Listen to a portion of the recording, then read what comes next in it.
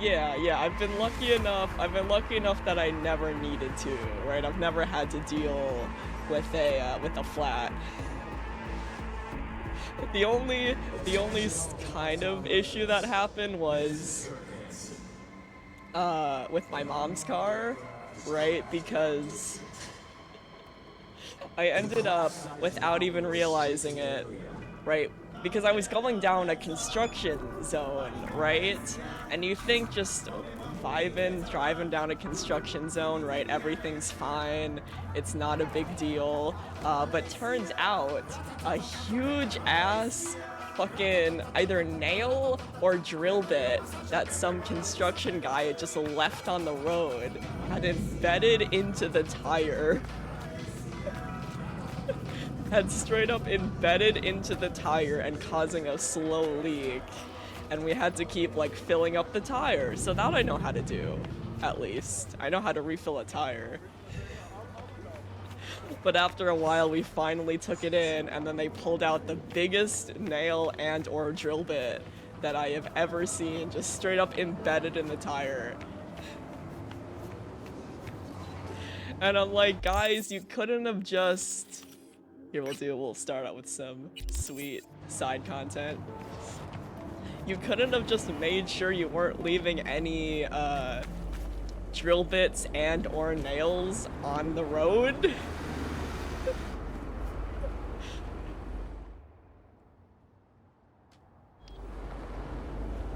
So yeah, that's like the only issue.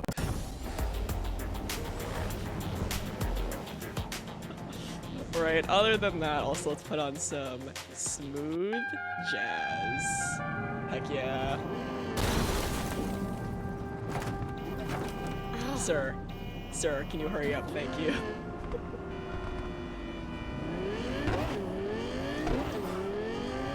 So yeah, I put all of my specs into digital art, and that's about it. Oh god, we can't go this way. Yeah, we have to go around. If I worked in construction, I bet you leave a landmine or something crazy on the road. Yeah. Yeah. Yeah, that's very accurate. Like the whole oops. Like the whole, I would forget my own head if it wasn't attached, and I'm accidentally leaving shit everywhere. That's why no one should trust me with a landmine, or really anything dangerous. Right, my two stats are digital art and 3D stuff, and himbo. Excuse me. Coming through. Oh.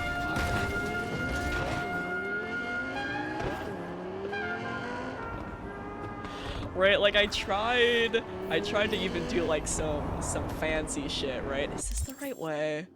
Oh god, this is not, and getting lost. And getting lost. That is my the other thing I spec'd into is bad directions. Just no directional skills. In order to get a direction down, I have to go to the place probably 10 times, and then I can finally stop relying on GPS.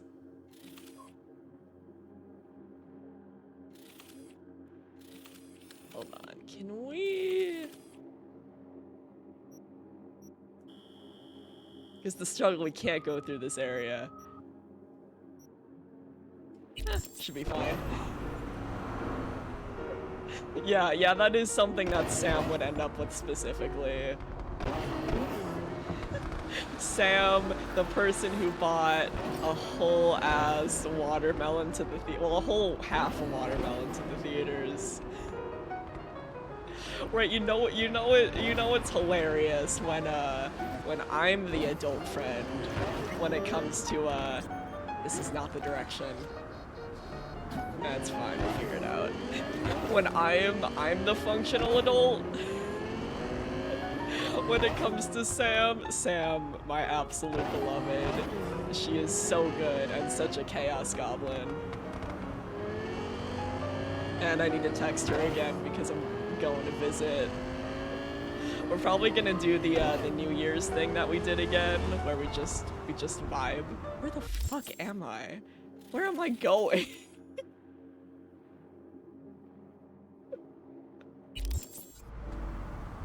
And we'll figure it out. So yeah, Sam 100% would end up with the landmine. And I'd be like, Sam, no! Alright, let's turn around. Or the long out disappointed. Sam. Oh.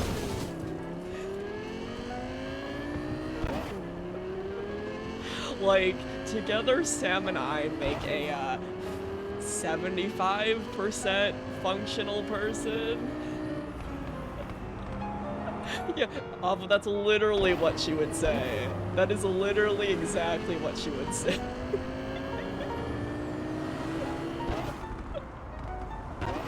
Oh, Sam, my beloved. She is so good. All of my homies love Sam, our little chaos goblin.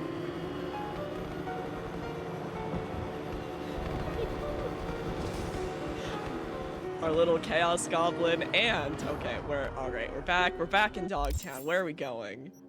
You know what? Let's just walk to the fast travel. Oh, that's not the button. That's get out of the car. There we go.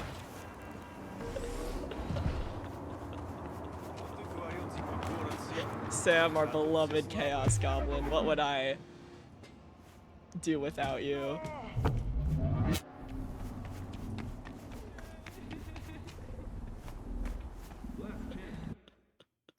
And not only... Alright, this one looks like the closest. And not only do we bond over chaos, we also bond over our stomachs absolutely hating us. We're also the IBS gang. Where our tummies hurt, but we're being so brave about it.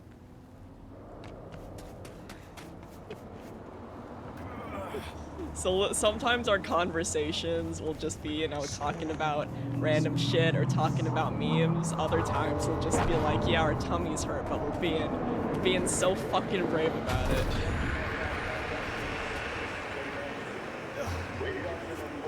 There we go.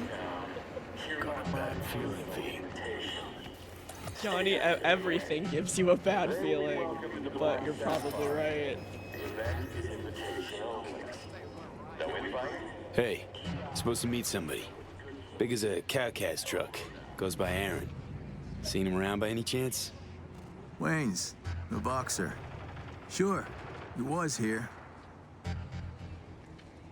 Was. He say where he was going? Exactly. Our boy is always correct. Two guys came in to see him a while back. That's all. Two guys? Toombs, clearly. Same vibe, just bigger than him. Animals. Not good. Seemed to be going for a smoke in the alley. Might still catch him. Yeah, Johnny is always like 90% correct. Especially when we tried a random brain dance off the street. And then we woke up completely naked without any of our shit. And Johnny's like, yeah, I told you so. Oh, he's... Come on, V, take heart. Guy tried to do the right thing for once in his life. Oh, did I cause this indirectly? Let's not think too deep about it. And you don't feel a thing? Heard this song before, V. Know the lyrics by heart.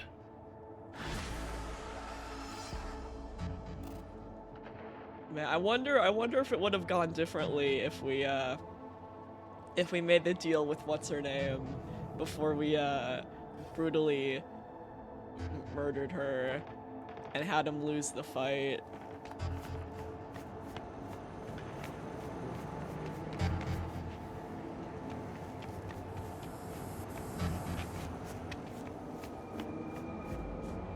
Alright, this doesn't look like it's a safe jump. Let's see if we can find some stairs. Like, oh yeah, so I was doing some, well, that's not what I wanted to, this is what I wanted to pull up. So I was doing some side upgrading and stuff off stream and got a bunch of messages that I haven't opened yet. Shame what happened to Aaron, but the boy knew the risk. He wasn't handling all too well, so his story probably would have ended up like that either way. Thanks for trying. Oh yeah, so we got a message from Hans, and then we got a message from Idris Elba, and then we also got...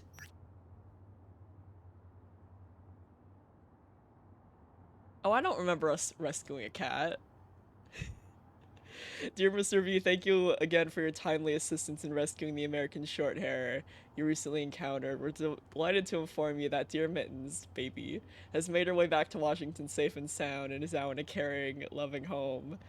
The transfer also includes a small bonus for your diligent attempt at helping us locate the elusive Violet Rose. I don't remember doing any of this. I don't remember doing any of this. We'll do anything we can to protect this beautiful endangered bird. We hope that this is only the beginning of our long-lasting mutual partnership. Let's fight for a better future for all animals. American Animals Defenders Association. I don't remember doing this. Maybe I did this a year and a half ago and I just forgot. Exactly. RV is just such a good being, such a good boy. Okay, and then we got a message from Reed. Alex tried leveraging some contacts, all busts.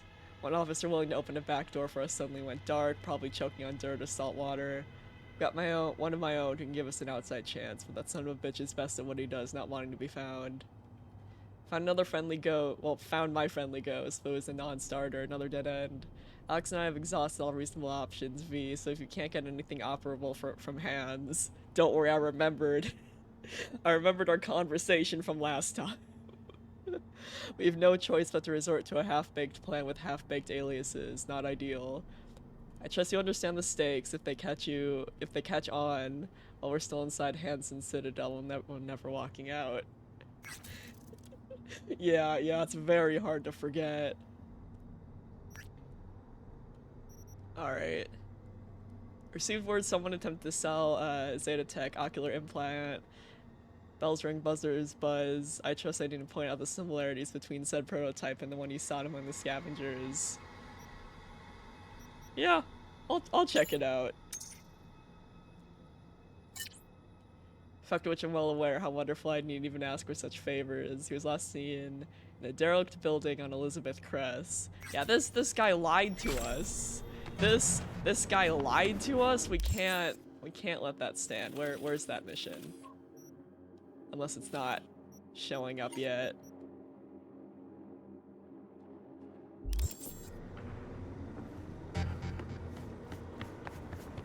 You wanna make it here? Listen up. One rule. Alright, let's see. I mean, it's not showing up yet as a side quest.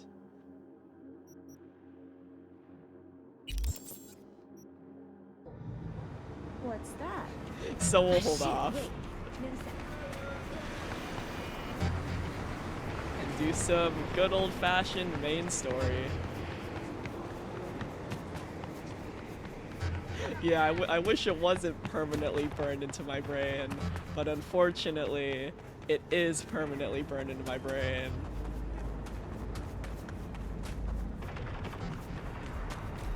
But you know what, at least, whoops, why you angry at me? Oh yeah, so I got more, fun little quick hack boys off stream. So I got a bunch of boys now.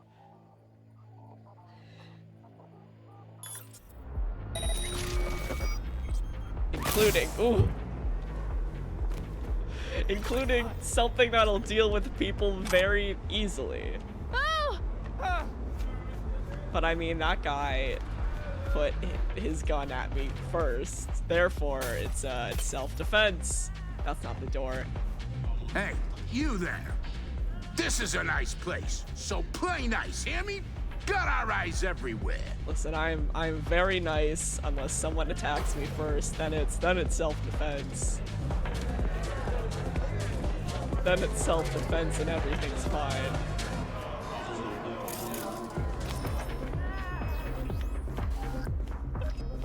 We're nice to a point. Oh, is there a code? Oh, okay, good. I do know the code. All right, 2589. Nice.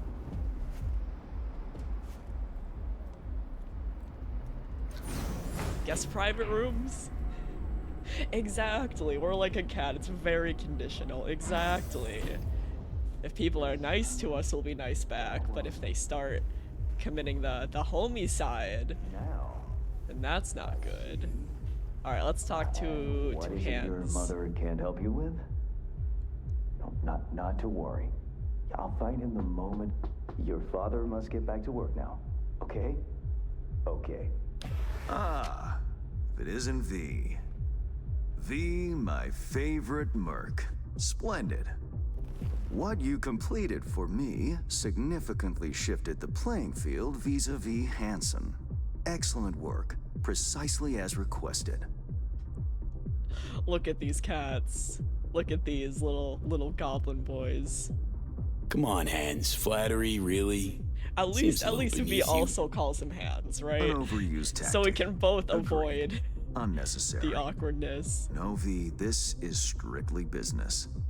For those who do their work well, praise is a mere restating of the facts. Maybe the one thing I didn't expect, to see the man behind the hollow curtain. The elusive Mr. Hands in the flesh. Not We only don't did call you them rescue that, you those know this. clowns in blue, you also managed to eliminate Dodger. Calm, collected, and professional. Bravo.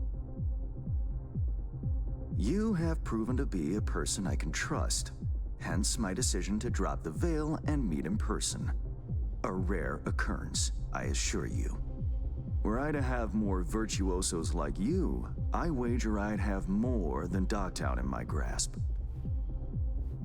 Also, he has a normal size Dogtown, ass at Pacifica. least. Then I'd line up the rest, snort, and it'd be done.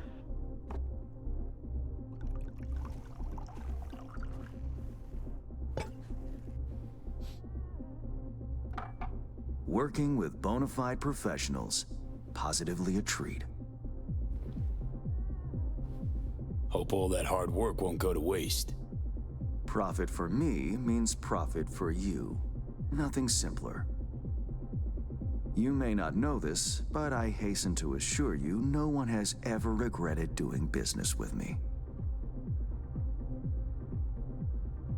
I know it may not seem all that clear from where you stand, but the gigs you have completed will allow me to audaciously shift some of the pawns and figures on the chessboard that is Dogtown.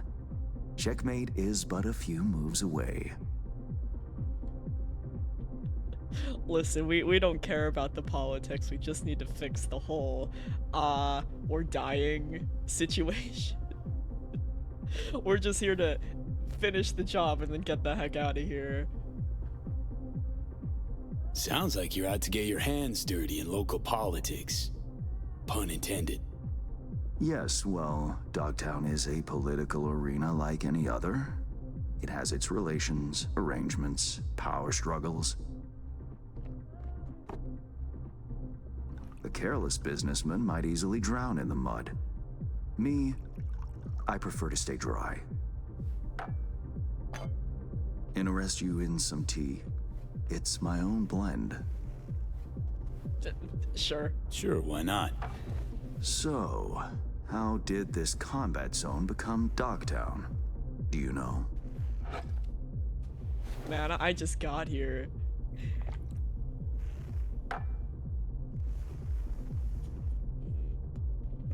I don't know. Heard this and that. Something to do with the war? 2069. Colonel Hansen led an operation colorfully called Midnight Storm. The objective? to occupy this combat zone and establish an NUSA staging ground in Night City. Soon after, the sides agreed to a ceasefire. Hansen's force was left to fend for itself. Headquarters, the public, everyone feigned ignorance, pretending Hansen and company were never here. But our good colonel decided to put down roots. He declared this combat zone an NUSA territory. In our terms, he carved out an enclave for himself and went from soldier to arms dealer overnight.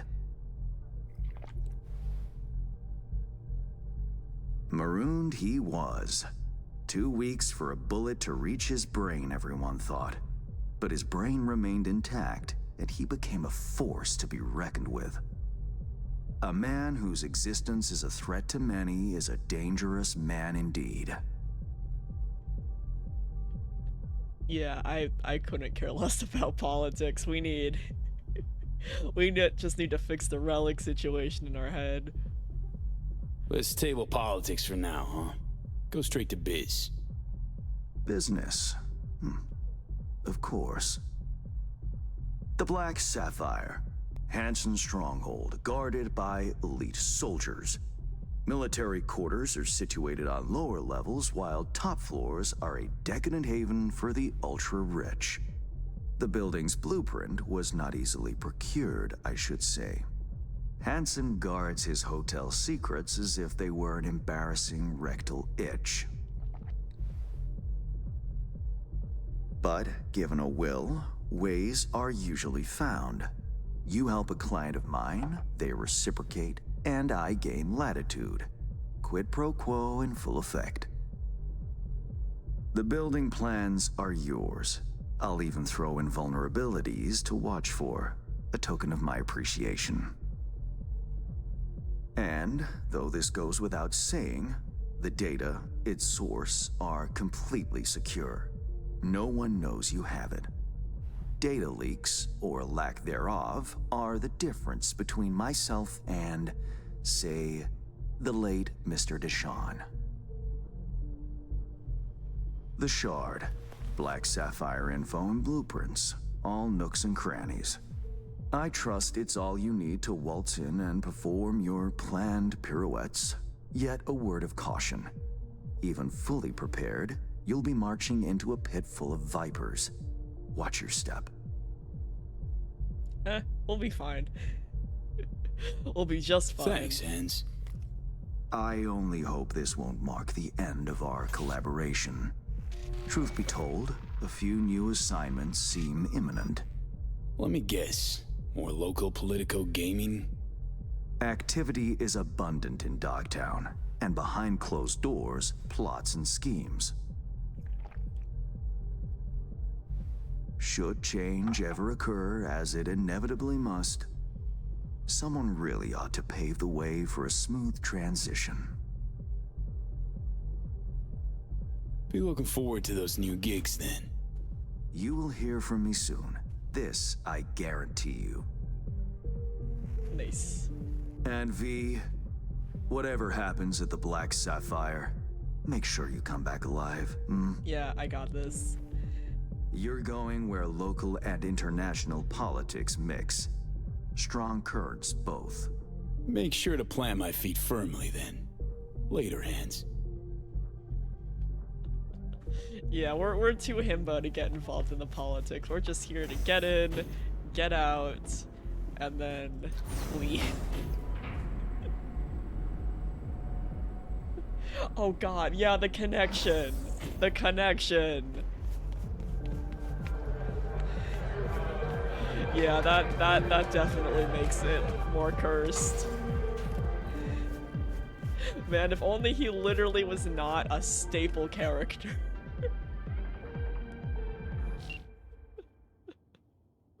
Literally, if he was not a staple character. Alright, so we read that. And we read that as well. That is just extremely cursed knowledge. Reed, got the data shard from Hans. Our golden ticket into the Black Sapphire. Perfect. Send it to him. No worries. This connection's secure. Catch. It's on its way. And reception complete. I'll pass it on to Alex. And as soon as you're ready, join us at the Moth. If I'm not there when you arrive, just wait. Till then. Yeah, the fact that it does seem kind of connected is very, very cursed. Extremely cursed, if you will. Alright, where are we going? Alright, so there's a few more gigs, but I think it's peak story time.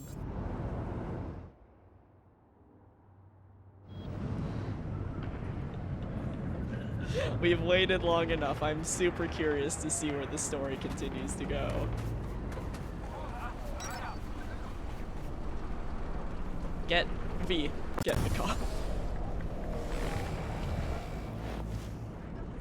Gotta make sure our smooth jazz.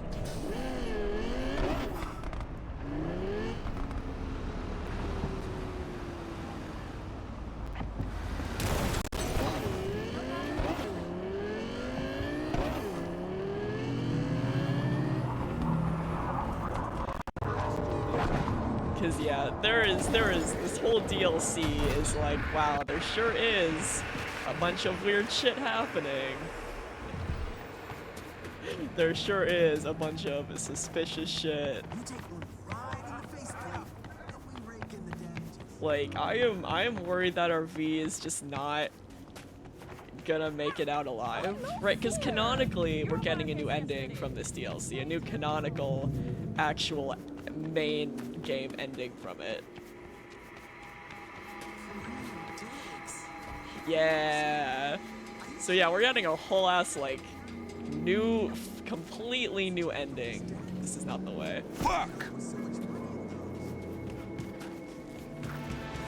So I'm just like, okay, so we do have a new job somewhere, but it's story time. I'll still read the message though. Sorry to get in touch sooner, but I needed time to process everything that happened in Dodger's Den. How about you drop by the Glen to say hi? Laid down my badge to open a business of my own.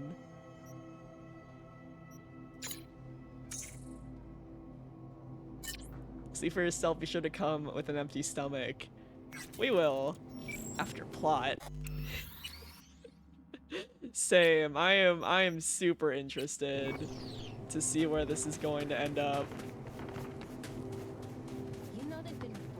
As long as it's better than the secret ending though, I'll be happy. And it better give us something new. If it's the same two options again, I am gonna be, well, I won't be as salty. Oh god, a relic is suffering. Oh! Oh, we're not doing good. We're not doing good.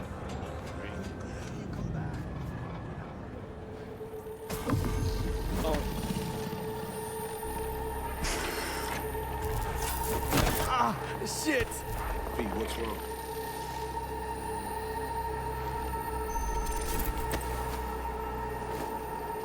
Come on. It's fine. I'm alright. But you're not okay. Oh! We are not okay.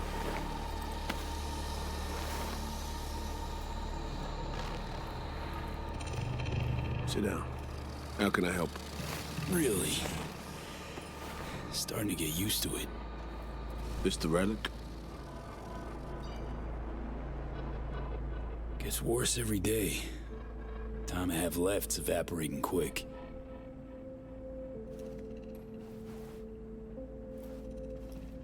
You experience them often? These attacks? Don't really keep count, but never know if the next one won't be my last.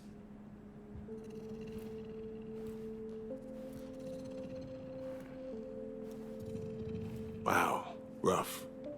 No shit. Death's breathing down my neck, always.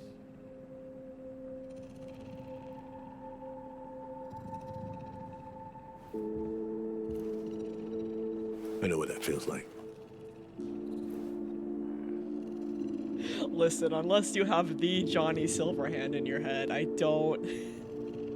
don't think you can relate. Truly. How would you know? I never talked about this, you know.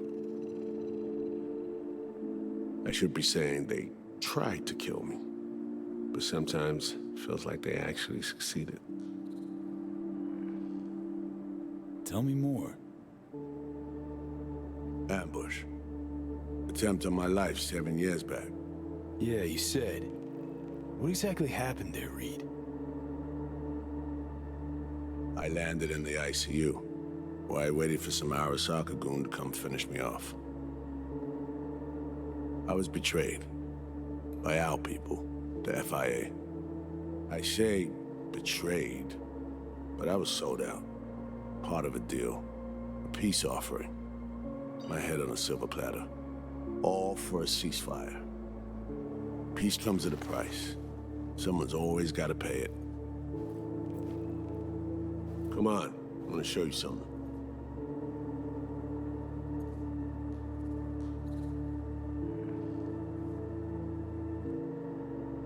Hang on.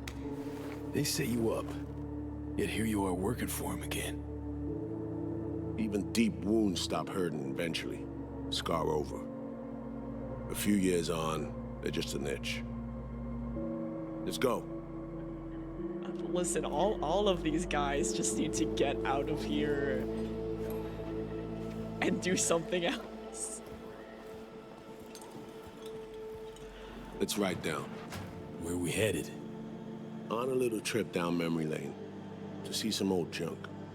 Yeah, like everyone is being screwed over, and everyone just needs to get out while they still can.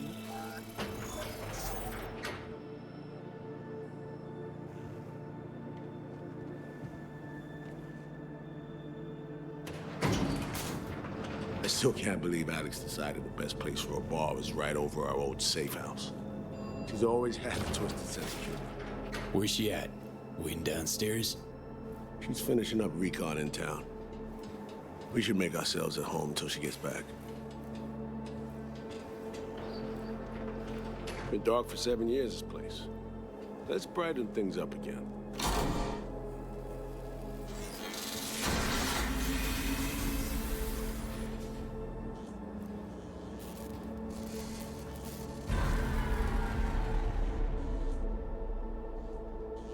The end of any war is never pretty.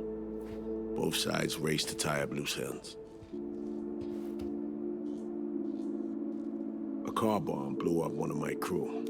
Another was poisoned. A third got shot in the back of the head while buying a pack of smokes. A couple others just vanished without a trace.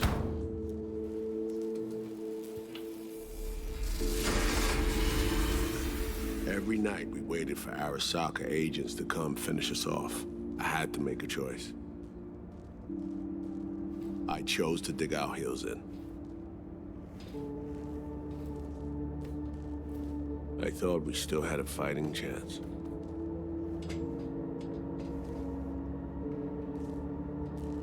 It was bold. It was stupid. A mix of both. Maybe I just didn't know how to walk away, let it rest. Or maybe I don't know how to lose. Either way, we managed to save a few more agents. The price for that was yours truly.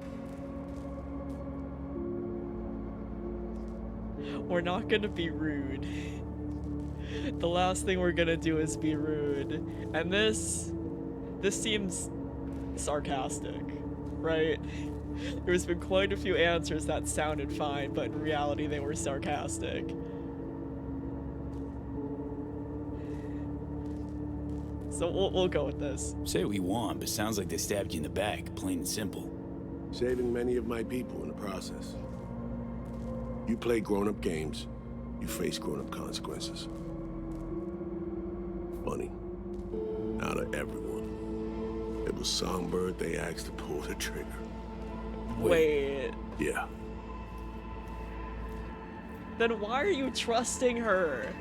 Why are any of us? Pull the trigger, as in What? literally took out her iron and shot you. Not personally, but she unlocked the door for those who came and did. Why are we trusting anyone? I V, was we leaving should the just go city, heading home.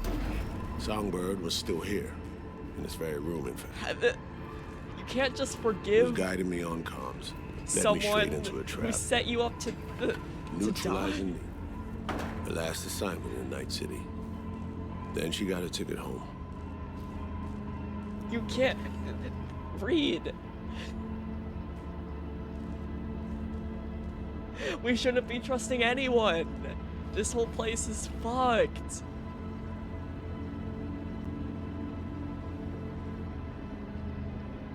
Maybe even you're fucked. Reed, what you're doing now, this saving her, or is it revenge? I don't have a vengeful bone left in me. Sir, either I something's had up or plenty you're of time too to examine this forgiving. under a microscope. Under focus, some things sharpen, others But blur. she still tried. But there kill comes a you. point when you just cut through the bullshit and see what's in front of you. What? Why is anyone trusting anyone? Also, give me this. Why is anyone?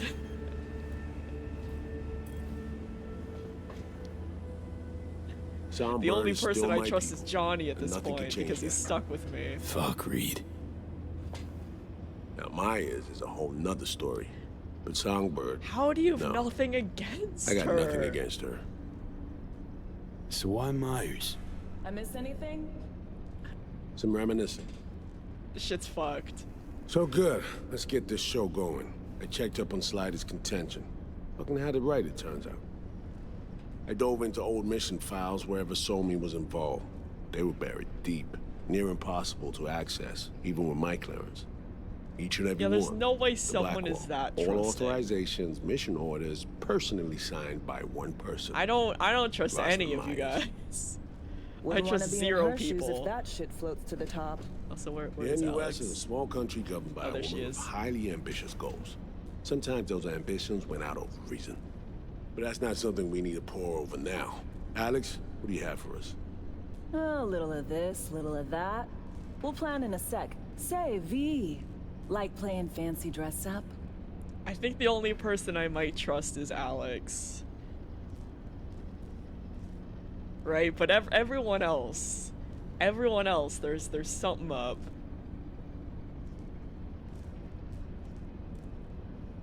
You know, we don't mind it. Of course, who doesn't? Then you'll like what I whipped up. Like Alex Managed to learn seems that like some the most pop megastar is gonna grace the normal party and with a also show. dragged into Guest this, list? just like we Expect are. everybody who's anybody. That includes you. Gonna don fancy outfits and rub shoulders with VIPs. Be warned though, fancy doesn't mean easy. Listen, Ready for the deets, V? I am so ready to be fancy. Let me hear him. Black Sapphire, the most heavily guarded place in Dogtown. Doesn't mean security's airtight, though. V, you're gonna enter through a flooded tunnel system. Got a top-of-the-line diving suit, ought to fit you snug as a glove. Water's maybe a little super toxic, so Just yeah, a be careful. little. Toxic how exactly?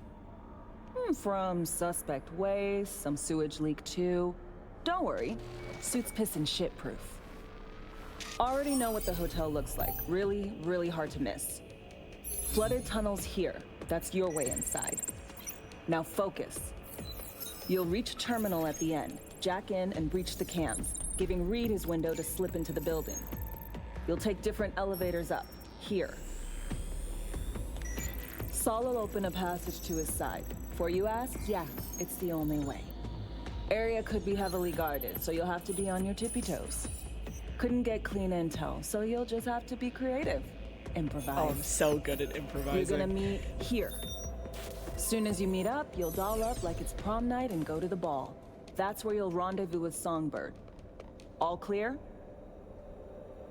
Yup. Preem. Okay, let's talk gear. Take your time. Grab anything you think might be useful. A surprise awaits you in the box. Oh, what's in the box?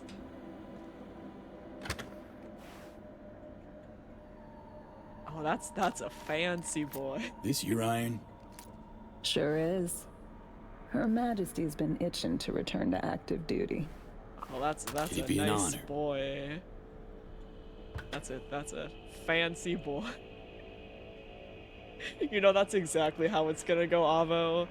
That's literally exactly how it's going to go. We're so good at improvising, proceeds to commit copious amounts of murder. You know me. Oh, there's so many gun. Oh, there's so many gun.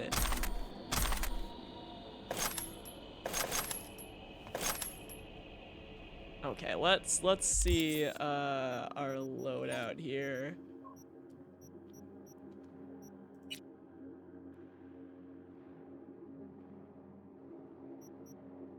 Where's the fancy boy? Machine gun's kind of bad.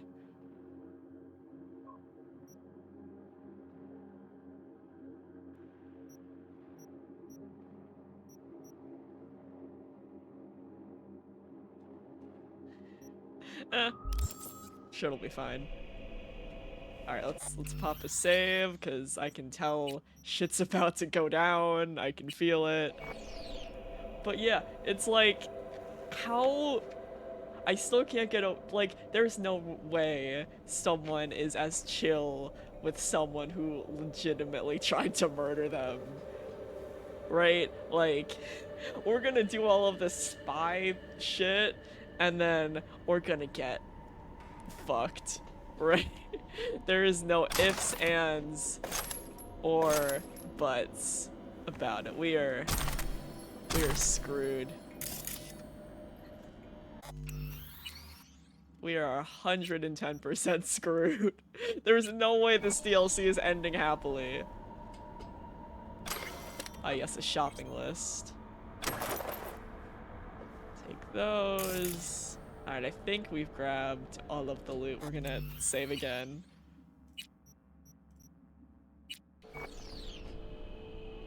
Alright, I think we're good.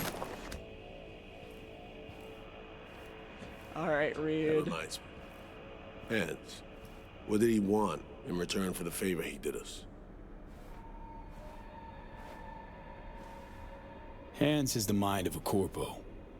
War's like a biz to him. Runs it that way. He pits everyone against each other. By the time they realize they're all fighting on his behalf, it'll be too late. That Politics. sounds It's the same shit familiar. wherever you go. Like, You know, that if might not for be you, happening with we'd have with no us. way of getting into the Black Sapphire reaching Sunberg. It's good to have you on our side. I mean that, V. That it? We set? I believe we are. I'll hang back a while and then meet you there. Like, there is Place no stinks of way. memories, huh? A little dusty, but well preserved. What are we gonna do with it once I'm on the Riviera? Gonna lock yourself in here, fondle all this. Like, everything is screwed. Yeah, his tits may be very impressive, but I do not trust them or him. Man, I don't trust any of, like, this mission is going to go horribly. I have a feeling. I have a very strong feeling. Also, how's our carrying weight? All right, we should be good. We should be good to freely loot. All right. All right, let's head to where we need to go. Like, we'll do more side quests next time probably. I'm just so curious. Taking care of Her Majesty, we'll find a more reliable gun than her. Sure as hell save my ass more than once. Be ashamed to deny her another tour of duty. No, we're not gonna be like, huh? I'll keep her warm for you. Began our service at the same time, Her Majesty and I. Together we took life for the first time. And always took care of each other, but these past 7 years, that care's been one-sided. Should I to serve again? Long may she reign lead.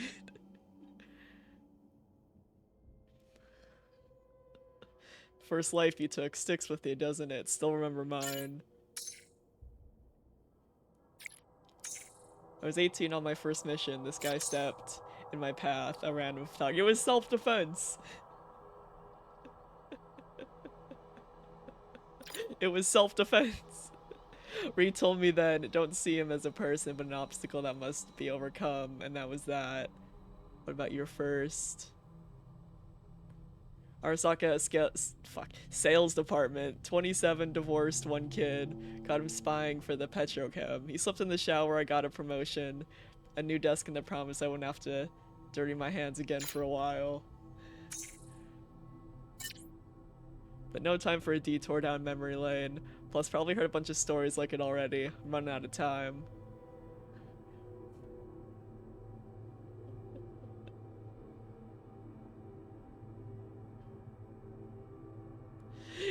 Yeah, yeah. Reed saying, don't see him as a person, but an obstacle that must be overcome. Like, we're being played, we're being pawned, we're being fucked over, shit's fucked. Shit's fucked, everything is fucked. Everything is fucked. Hey, Yahai! Your dinner's getting cold! And like with that sentence and the fact that he just suddenly forgave Songbird, like there is no way in hell. Like I don't know if any of us are making this out alive. Right? I legit don't know who's gonna survive this DLC. Right? Like and then we still didn't figure out like who was behind that giant robot that tried to kill us. Yeah, Weebly Deebly survival chances. We got no survival chances. Cause yeah, I almost got run over. That would also decrease my survival chances getting hit by a car.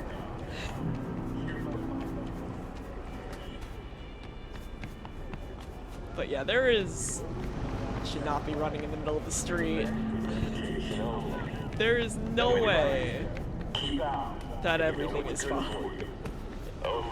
Yeah, if someone can dehumanize you like that as a reason to kill you does not suddenly turn around forgiving someone trying to kill you. Yup.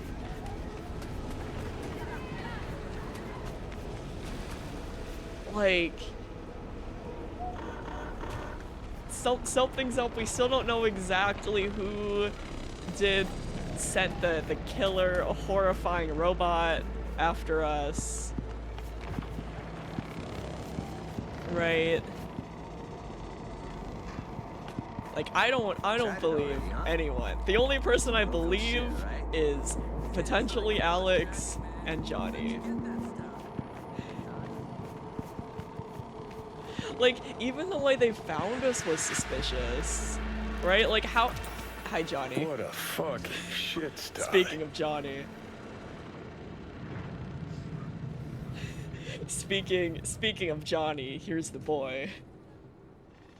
But yeah, how did Songbird even find out that we had the relic, or that Johnny Silverhand was in our head to begin with, right? That's not exactly common knowledge that we just got good old Johnny vibing, right? Cause I think Reed's reaction to the relic attacks was genuine. Man, shit's fucked. Yeah, they know about our little brain worm, our little bastard boy. Oh god, I phased. I phased into Johnny. They don't know about the local bastard just vibing in our brain. Yeah, like how did they know?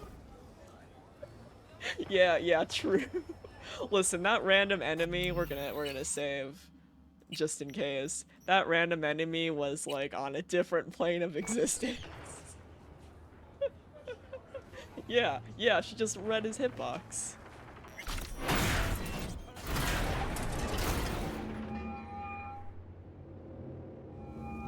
Like there. Reed, you copy? Made it to the hallway. There is no way that Copy you loud and everything is. clear. I'm in position too. Like, imagine the end of this DLC is just us dying in some horrible way, and then Johnny looks over and he's like, I fucking told you so, and that's it. And then credits. And then credits. All right. Gotta put. Oh, this is gross. All right. Well, let's put on our diving suit.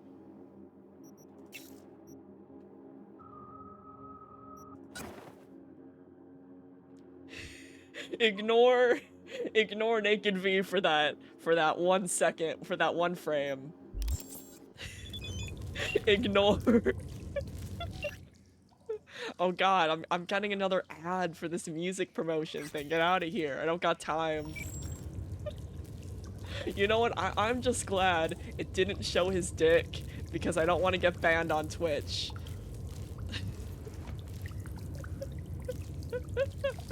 Right, at least it didn't actually show. I'm in the water. You know, Good. all of his I'll find a way to assets. the other side. Because I do like In the streaming meantime, on I'll do some Twitch. recon around the hotel. Flooding these tunnels must have been Hansen's idea. He probably lacked the manpower to secure the passages. Oh god, where am I going? This is the worst. I already have the worst sense of direction. Now I'm underwater. This is a mistake.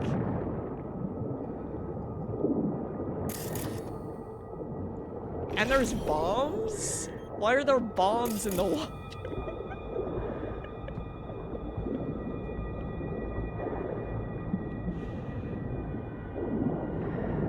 I found a breach in their defenses. I should be inside momentarily. Out.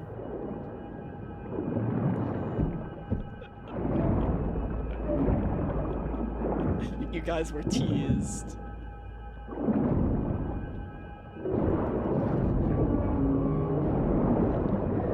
Man, I hate this. Man, I hate this. Good thing I'm not claustrophobic. I am claustrophobic.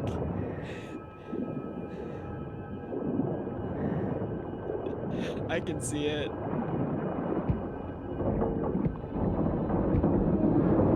This boy is very claustrophobic.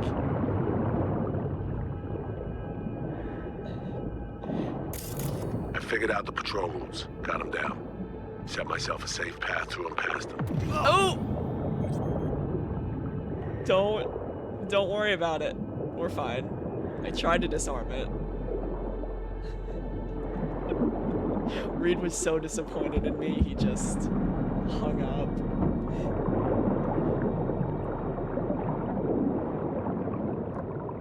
Yeah, like kudos to the devs of this DLC for making it fucking horrifying for some reason. It's not even Saturday. I'm not supposed to be spooked.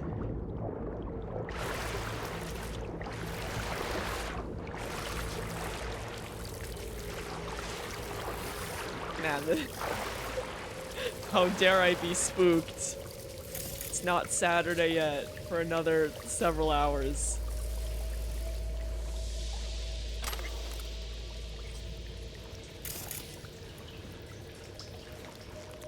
Oh god, going swimming in electrical wires is not smart. Like this is an electric death waiting to happen.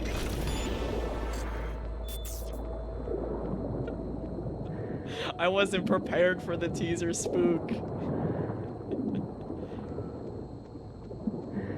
Yeah, just you know, it's spicy water, right? It's just slightly spicy water. Oh, there's loot over here.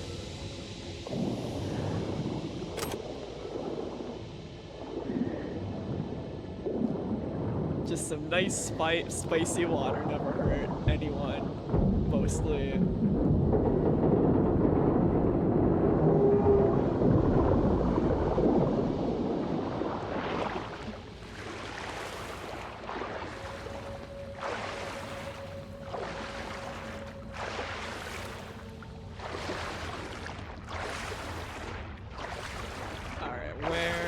Where are we going? I guess up here. Is there like a ladder? Here we go. Let's get out of this Amnesia water level, right? I'm not supposed to be playing Amnesia for another few weeks. Here, can we just get out of here? No. How do we leave? Cause I see that ladder over. Oh, we have to probably go under. There we go. Get us out of here. Get us out of here.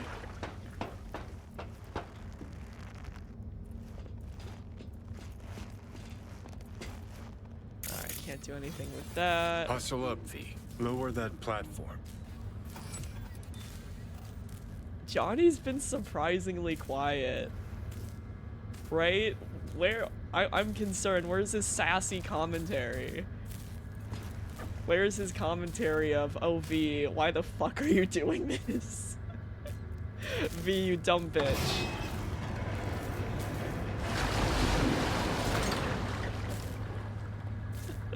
Yeah, he's just vibing with us while we're going for, you know, a nice romantic swim.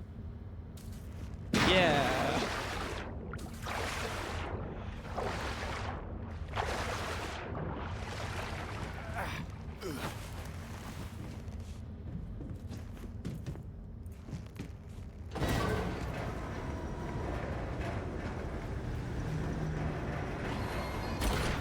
Yeah, so okay, I'm to the outpost. Go to warehouse gate now. So romantic. And this creepy, spooky water level in the void. In the void.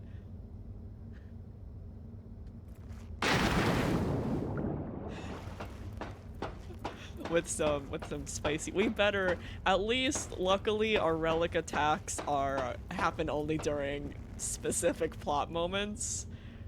Because if like a relic attacked and we were in the water, then we would just drown. We'd just be fucking dead. Alright, where are we going?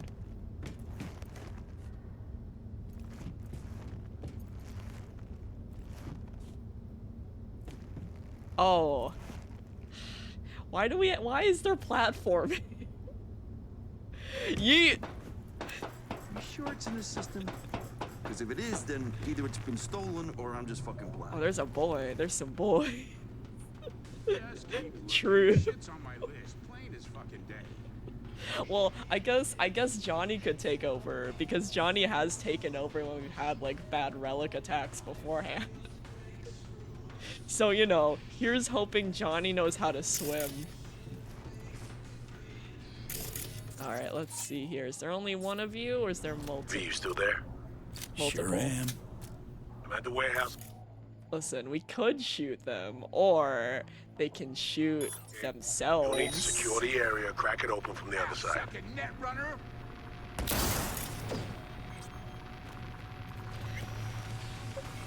Better cooperate.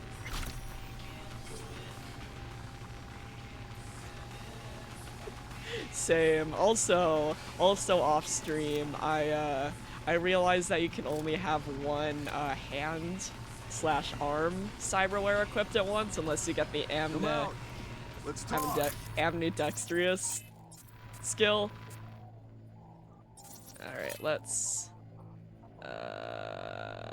you.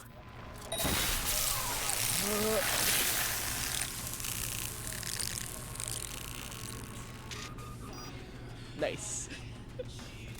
Yeah, so I went ahead and got that skill, so now I both have a hand cyberware and a tattoo that says Johnny plus V with a heart around it. Because I realized I'd gone so long without that tattoo, and it felt wrong. Right? It felt illegal to not have the tattoo that declares my love for Johnny, that Johnny got when he was possessing our body at the bar that one time. Reed?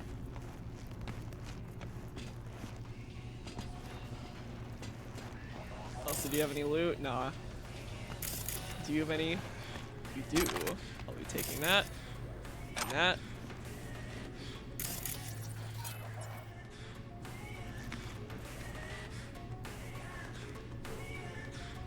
Yeah, this world would suck. Like, I think if I lived in this society, I would just not leave my house. Right? Because there's no way. I already had the whole conversation where I said I was awful with my hands and, like, doing anything that isn't digital. I could probably be a net runner, I guess, but I don't know if my brain is big enough for that. In a good universe where I have more brain cells, I'd probably be a net runner. But normal, just normal run-of-the-mill thigh, I'd probably just not leave my house.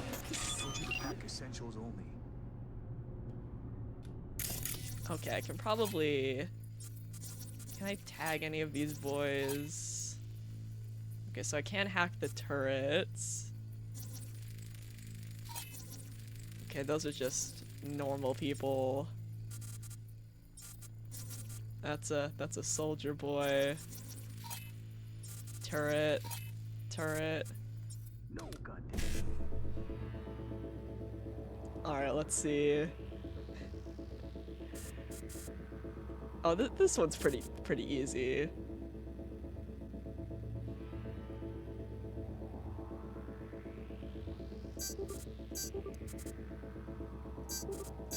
Easy. Give me the good shit. Oh, and then can we... Okay, so next device is 3. But these need delivering, chum. They need delivering. Not They through here, need they don't. They need their pizza. VIPs only. So where am I supposed to? Do I look like the fucking hotel receptionist to you? Other entrance. Delivery. Did you spot anything interesting? It's the pizza. Liquor boxes and such. Yeah, what is Collected that? our tax. Of course. Yeah, not only do you have to worry about getting stabbed or shot every corner, but imagine someone scanning you from the wall and you spontaneously die because of the chip in your brain. Yup, or now that I got the suicide quick hack, imagine someone hacking your brain and then making you point your gun at yourself, right? Like, it's one thing to explode, it's another thing to feel your body moving on its own, to point a gun at your head. Like, everything's fucked. Attention all Dogtown. Ah, there you are. We've got some important guests in Dogtown. Hereby my personal invitation. What's the sitch? See a gate, 2 guards. They will be welcome in the Don't worry about them. Keep me open that gate. invitation only. No invite. And then, can we hack these turrets?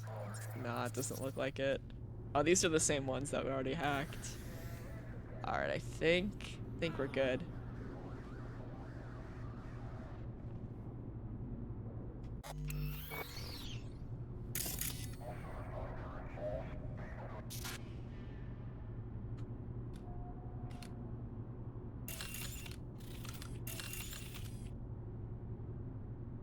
They said I think we're good. How do we get out of this?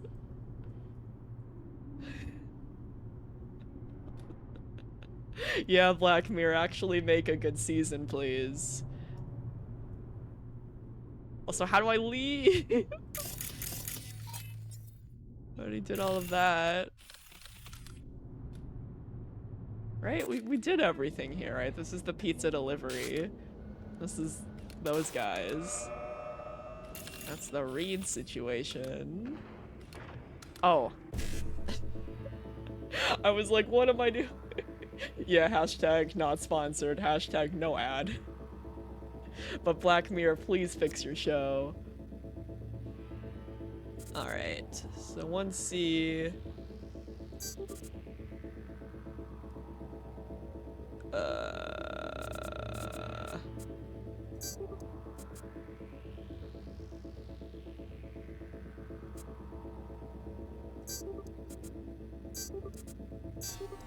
Nice. There you go.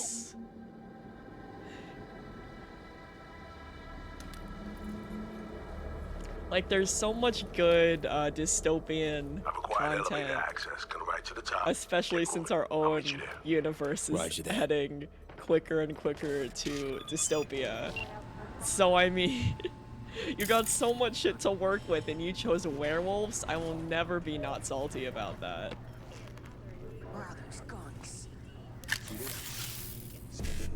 Alright, let's do this one as well.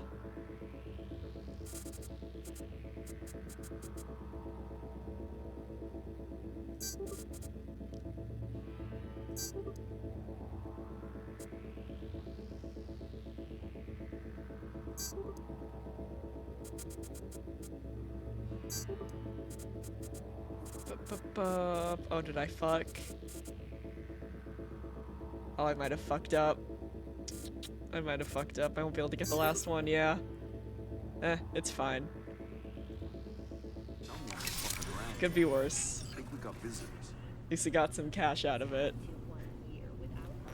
Also, good shit, Jag. What would you like the ending boy to be?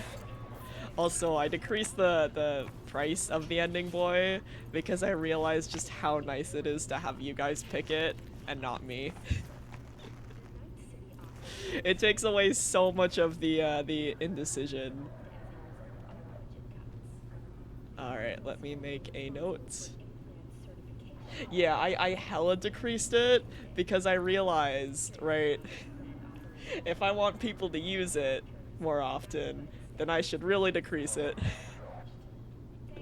Hey, Lucas, it's been 84 years. How's it going? How's it going? It's been a hot sec. It's been months actually. Holy shit. Welcome back. And you can actually save up points to use it on other stuff. Also, I added in some new points as well. You can yell at me to actually hoops! Hoops! Hold on. Let me actually pause the game. Yeah, so I added in a few new ones. One of them is to actually yell at me to actually take a break. Another one is I brought back the cursed image one, but this time, if you show me a cursed image, I actually have to put it on screen, right? It'll just vibe on the stream the whole time. So if you want a cursed image to just lurk on the stream literally the whole entire time. And yeah, things are actually going decently smoothly in my life, surprisingly. Also switched up a few things so I would be infinitely just less frustrated in general by some games. So yeah, I've been vibing. So let me make a note of the song before it vanishes. If I can spell. There we go. But yeah, life is actually going smoothly. I haven't had to beat up IT recently. I have had to beat up IT for my coworker's sake though, because man, I realized I forgot to tell the IT story that I was. Hold on, let me back out. There's boys. There's boys. Excuse me. Ugh. Why don't you? Where's the one that I got? Synapse. I thought. Wait. There was a boy right here. Right? Right, there was a boy right on the stairs. There he is. Alright, why don't you stop? Why don't you stop? Thank you.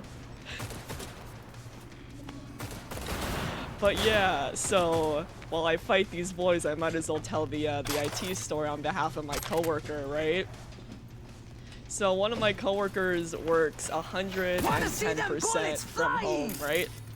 Alright, you can stop as well. Thank you. So one of my coworkers works completely remotely, and there's been an issue with the remote in system where it causes a bunch of lines to come up on the screen, right? Yeah, you're still 1/10 of the way to be able to steal leggies, and those pesky IT people, the absolute worst. Yup. Yup. So yeah, there's been these weird lines that have been coming up on the screen because of the remote program, right? And I've been dealing with those as well, but since, you know, I only work from home 2 days a week. Protect the wounded, for fuck's sake! Alright, you can stop as well. You can just stop. Thank you. So yeah, it wasn't as big of a deal for me because I only work from home 2 days instead of all 5. So we've been talking about how that's been an issue. So the other day when I posted the message about the IT story in the Discord, I was just, you know, walking to work, vibing, and then I hear someone say hello to me, and it's the head IT guy stopping me as I'm just vibing, walking to work. So he comes up to me, we start talking about the weird line issue that's been happening to both of us, and he's like, you know, I wonder if it's coworker's computer. So I asked him to try remoting in on, like, his friend's computer. Deja, we're in the wolf's den now. You scared And him? I'm just like, sir. The man's repeatedly told both the NUSA Sir, and I NIC to go fuck I themselves. don't think it's his Should've computer. been put down long ago. And the Instead, IT guy was like, well, maybe he just has a bad computer. So you are scared. And I'm like, sir, if I This is can Hanson, stream sir. Cyberpunk, He has the upper hand.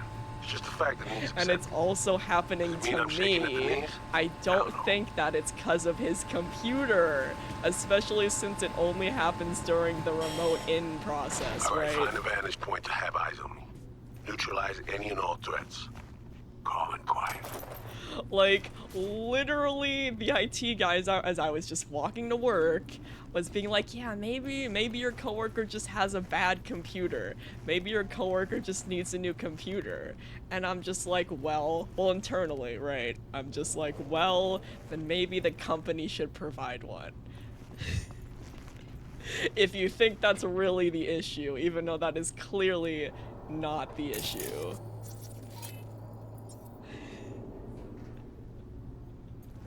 So, yeah, literally doesn't make any sense. So me and the coworker were talking about it, and we're like, yeah, it's 100% the remote in issue, and it's 100% the remote in app, right? Because there's 2 versions of the remote in. There's the desktop version, and there's an app, right?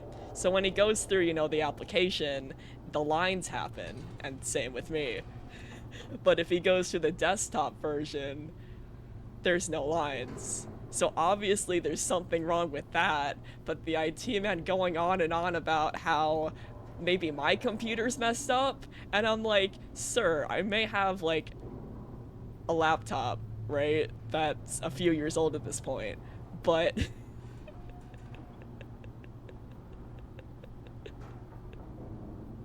you're not eligible to get the NUS infiltrator boots? Illegal. Illegal. So yeah, these, and I'm just like, sir, if I can stream video games on twitch.tv, right? If I could almost stream Beat Saber, if I can stream Cyberpunk at high definition and it still works fine, I don't think it's a computer issue. Yeah, the good old you need an upgrade. You said a lot back in the days when you couldn't be bothered. You just send me a new laptop and be done with the ticket. That's fair.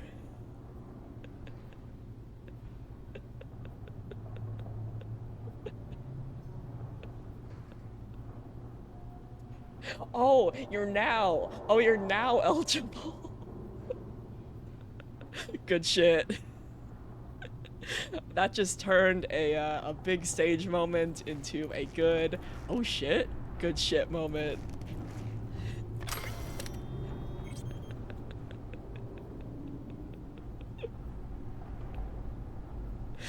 Oh, poor Jag having a struggle with typing.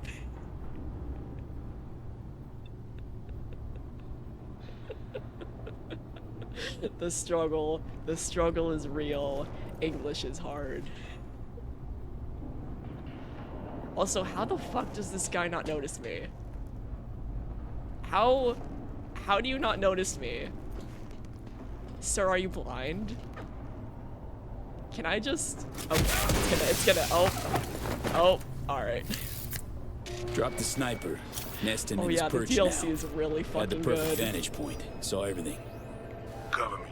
You're in prime duck hunting position. New user detected. Calibration in progress. Firing mode inactive. I'm in position.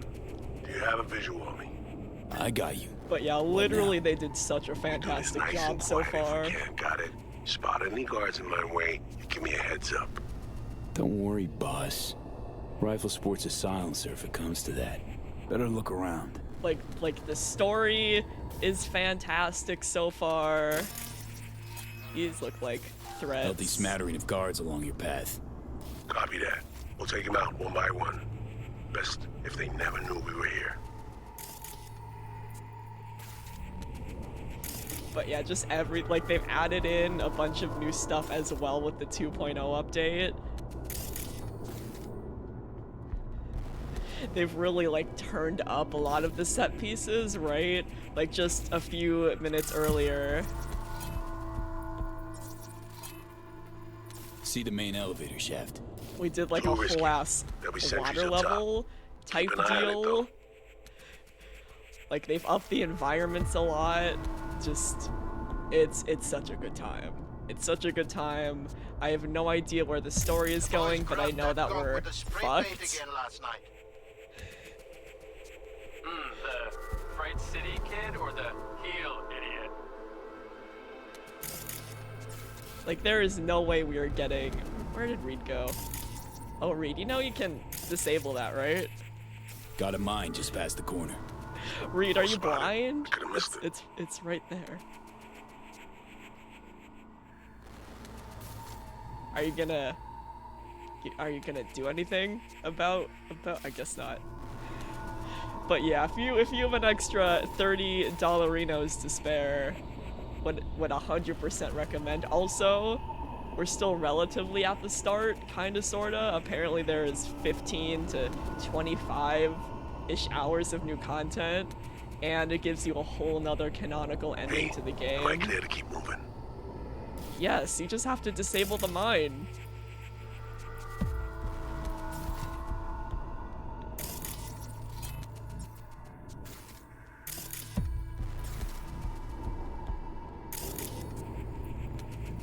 Oh shit. Thank you for the gift subs to both Temp and Krista.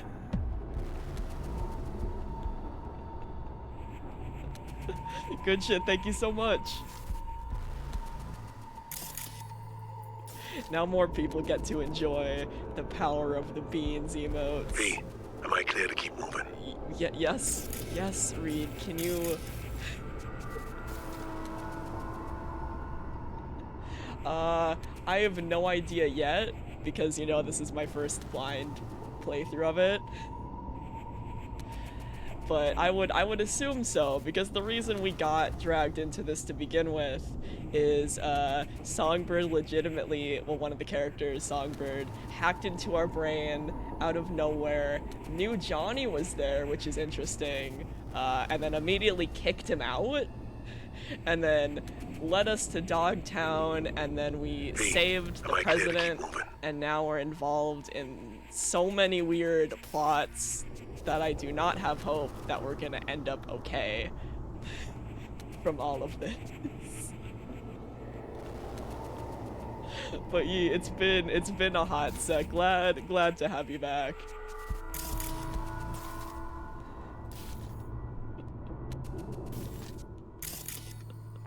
I guess the main thing that's happened since you were gone is there's been a touch of drama. Just, you know, a taste, right? Luckily that's all solved now and in the past. But yeah, that's like the big thing that you missed.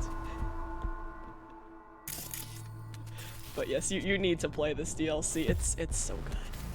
It's so good. V, am I clear to keep moving?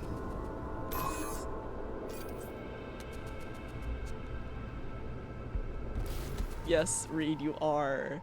But how do I make you move? Is the question.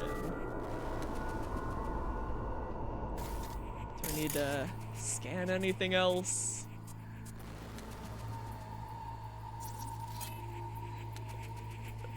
Yup, turns out a few certain people who are no longer in the community turned out to be bad people, so... Yup. Turns out some people are assholes. And it's not high school anymore, even though the drama felt like high school drama, right? It felt like I legitimately got transported back to high school, even though I was dealing with, like, someone in their 30s, right? So yeah, luckily though, that's all. Hey, am I clear to keep moving? Yes, Reed, you are clear to keep moving. Luckily, it's all sorted. I'm doing better now, which is good shit.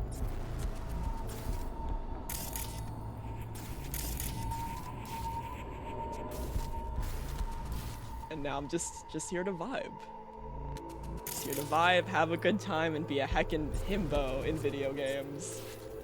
Exactly, like I left high school almost 10 years ago, right? I shouldn't have to rehash it.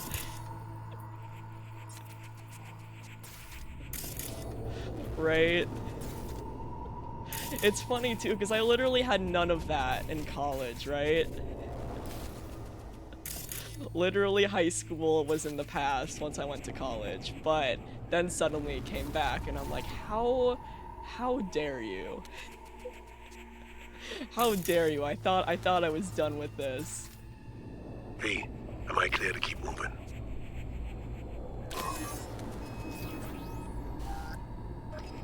Alright, use Kiroshi to find the meeting point.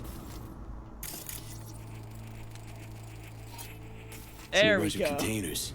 Could use them to get to your side. Just had to read the instructions. See him too. Let me build that bridge.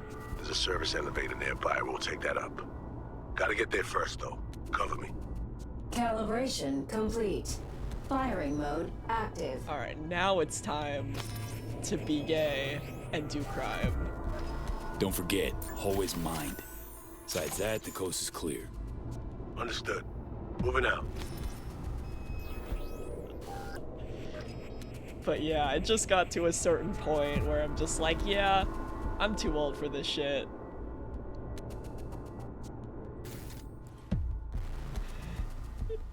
I'm too old to be dealing with high school drama.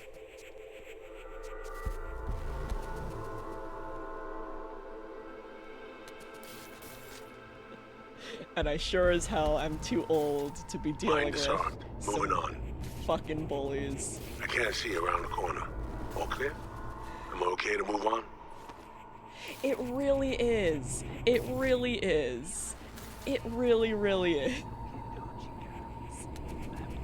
Right? Or like the people who really, really push. Patrol incoming. Do I shoot Copy them? that. Moving towards cover.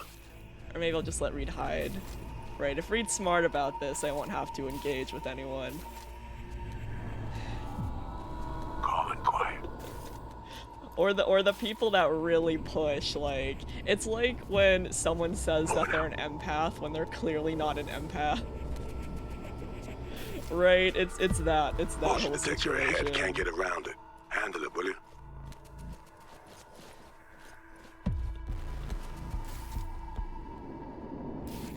Scan the vicinity. Oh, Look sorry, for a power source. sorry, Reed, I was not listening to you. Apologies. Alright, look for a power source. So that's where it starts.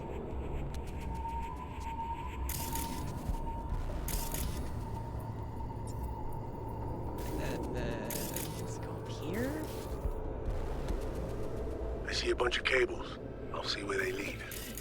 Exactly. And then sometimes you see that shit slip, right? Like at this point I don't mind going a little bit deeper into it. But when someone gets upset that I'm having fun with my friend Sam on a birthday stream because this person isn't getting as much attention as me for some fucking reason. Right, when this person says that they're upset at me for having fun with Sam during a birthday stream, then something is up. Cause you do not talk shit about my friend Sam. Sam, our beloved. Nor do you have the right to get salty if I get a raid. Like it's Twitch. It's not that deep, right? It's not that deep. I do this for a side hobby, right? It's not that serious. But yeah, it was just constant complaining, like constant being like, why do you have so many more viewers or some shit, or like, why is your chat so active, or like, or quote unquote, you have people in your chat because you have a furry audience, and I'm like, what the fuck does that mean? What does that even mean? I don't understand what you're getting at. What do you mean? Nothing against furries, I am a furry, but saying the only reason why people listen to me is because I have a furry audience, I don't understand.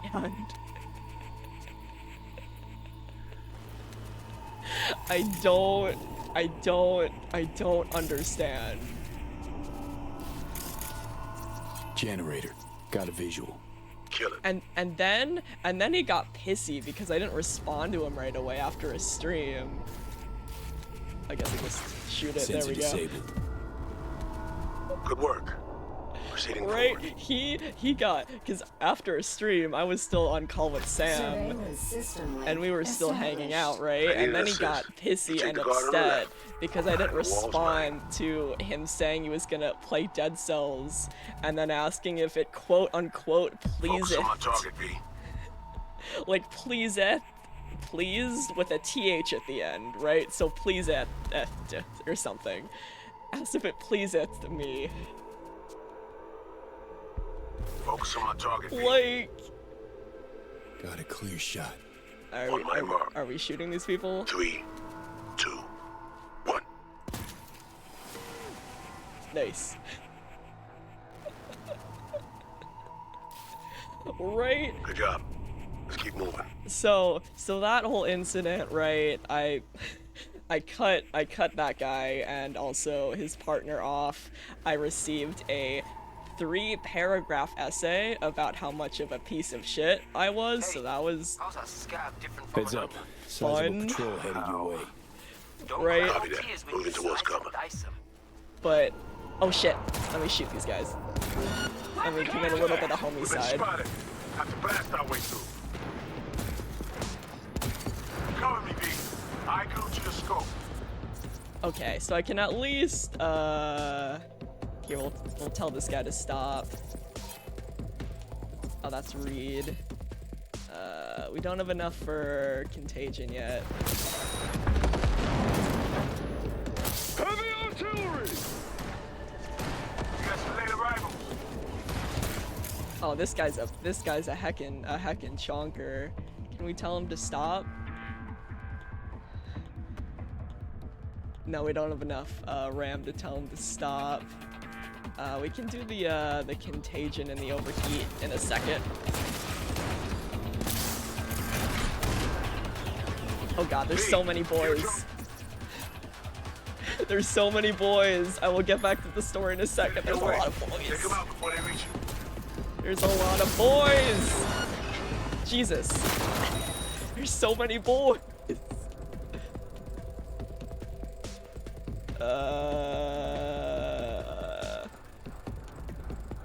We could probably take this guy out right now. Oh, there's so many boy. Oh, you're such a big boy. You're a heckin' chonker. Regroup! Now! They're pulling it back! Push them hard! Oh god, there's so many boys. Okay, let's do you with these two guys.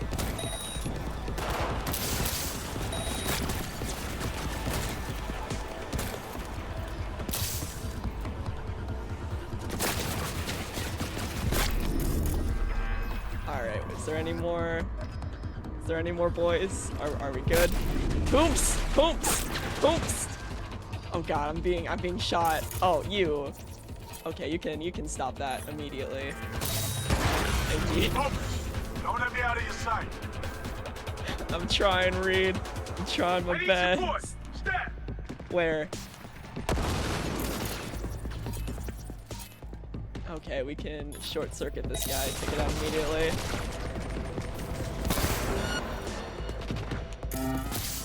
Tango's down. Headed towards the bridge now. Okay.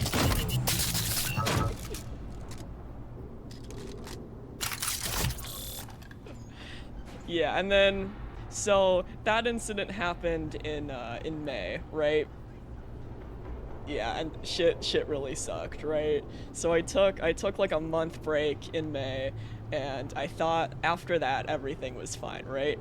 So we have a mutual, right? Well, I guess technically not anymore, but we met through this one streamer, right?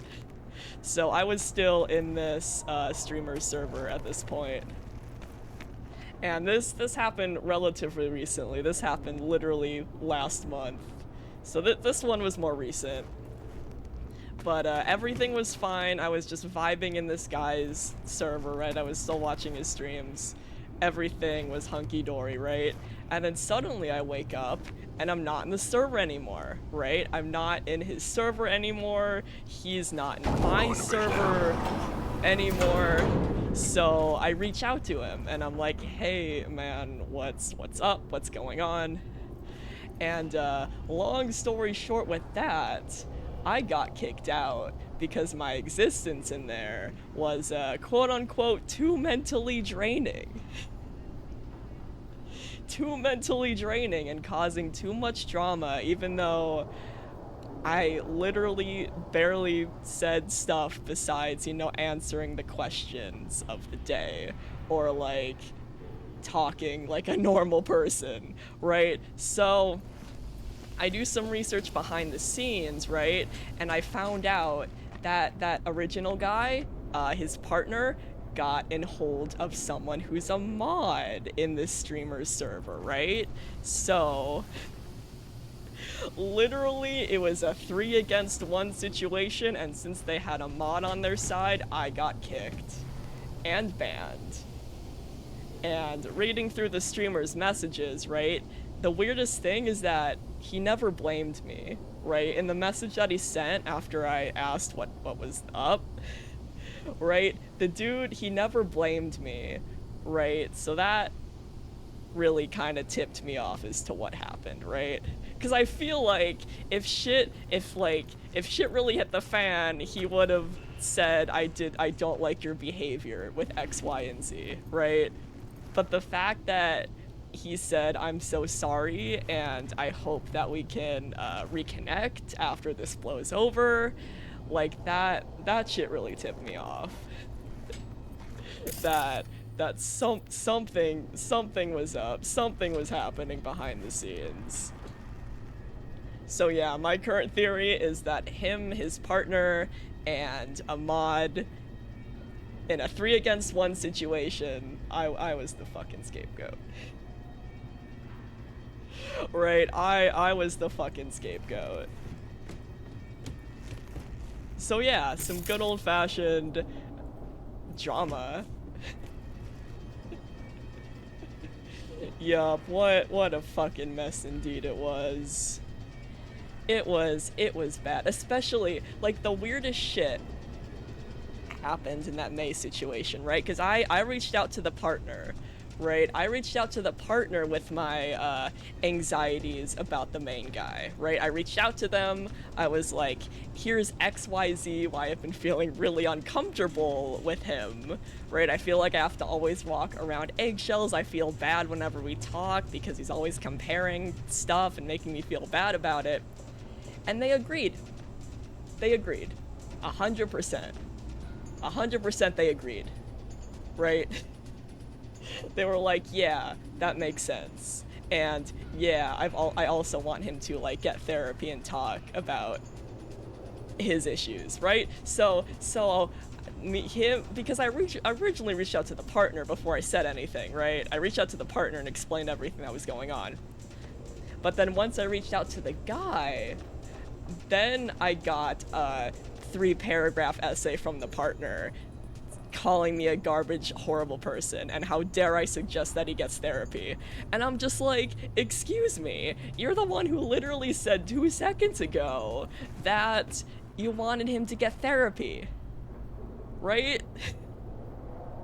I'm so confused, right? You literally said 2 seconds ago that you also wanted him to go to therapy. So me just saying that I'm not gonna continue unless he goes to therapy, like, excuse me? Oh yeah, and then there was also this moment with him where, this happened way earlier, but there was also this moment with him where he was talking about, like, his relationship with his partner, right? With, you know, the same partner. But he kept saying, but I don't want to talk to you about this, right? He kept saying, I don't want to talk to you about this. I don't feel comfortable talking to you about this. And I said, cool. I don't really feel comfortable butting into your guys' relationship anyway, right? A relatively normal thing to say, right? A relatively normal, hey, I don't feel comfortable butting in anyway.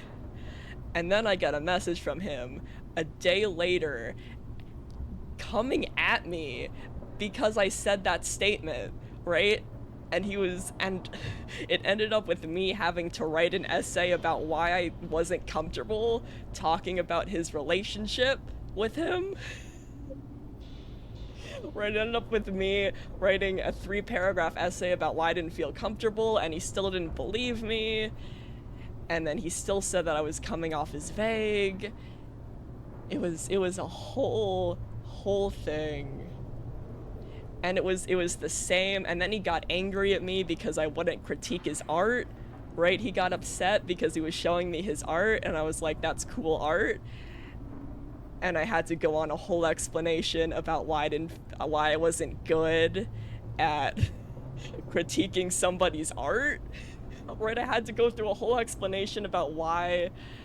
And then I had to tell him that I never critique, like, anyone's art because I don't feel like I'm very good at it.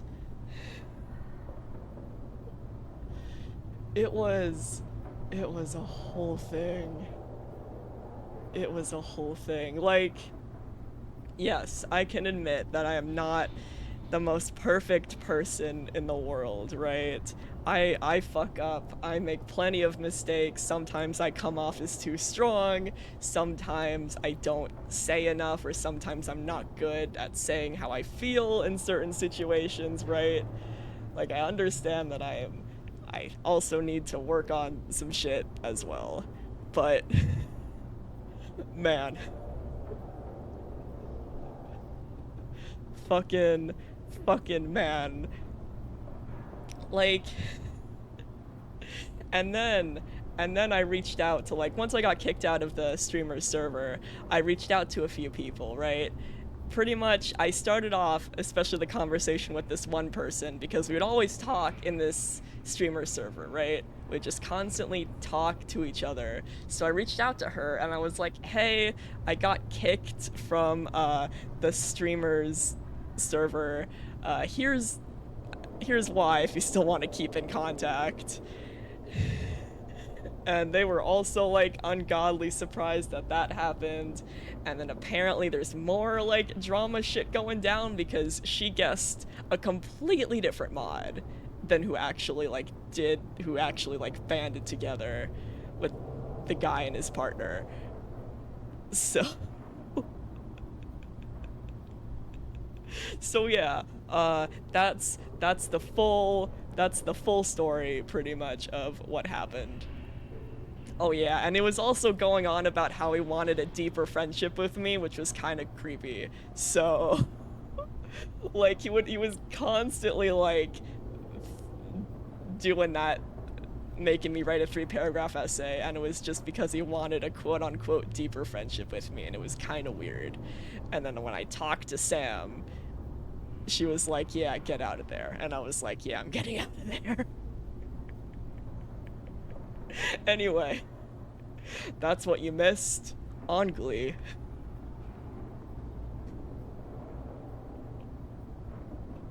Something to laugh at. Asterion turned you down because you're Dragonborn? Rude. Asterion is a weird elf come to Shadowheart game.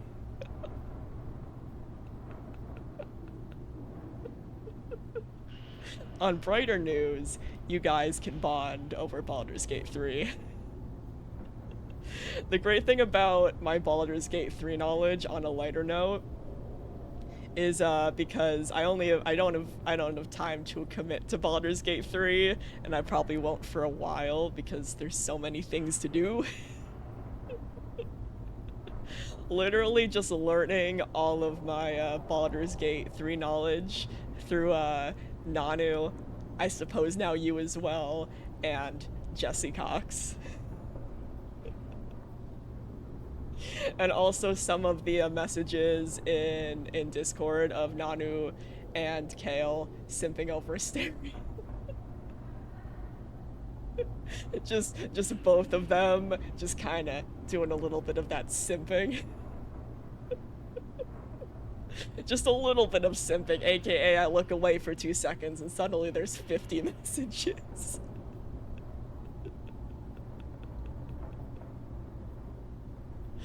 Right, so literally all of my Baldur's Gate 3 knowledge is just through osmosis.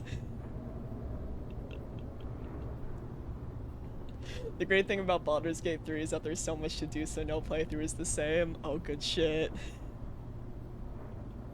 Yeah, I really want to play it once, you know, my intense, insane backlog calms down, right? There's just so many games and so little time. There's so many good games and so little time. If I do play it, it won't be a stream game though, because I don't want you guys to sit here for like a year. It might even be slower than Nanu and Temp's Baldur's Gate 3 playthrough, honestly.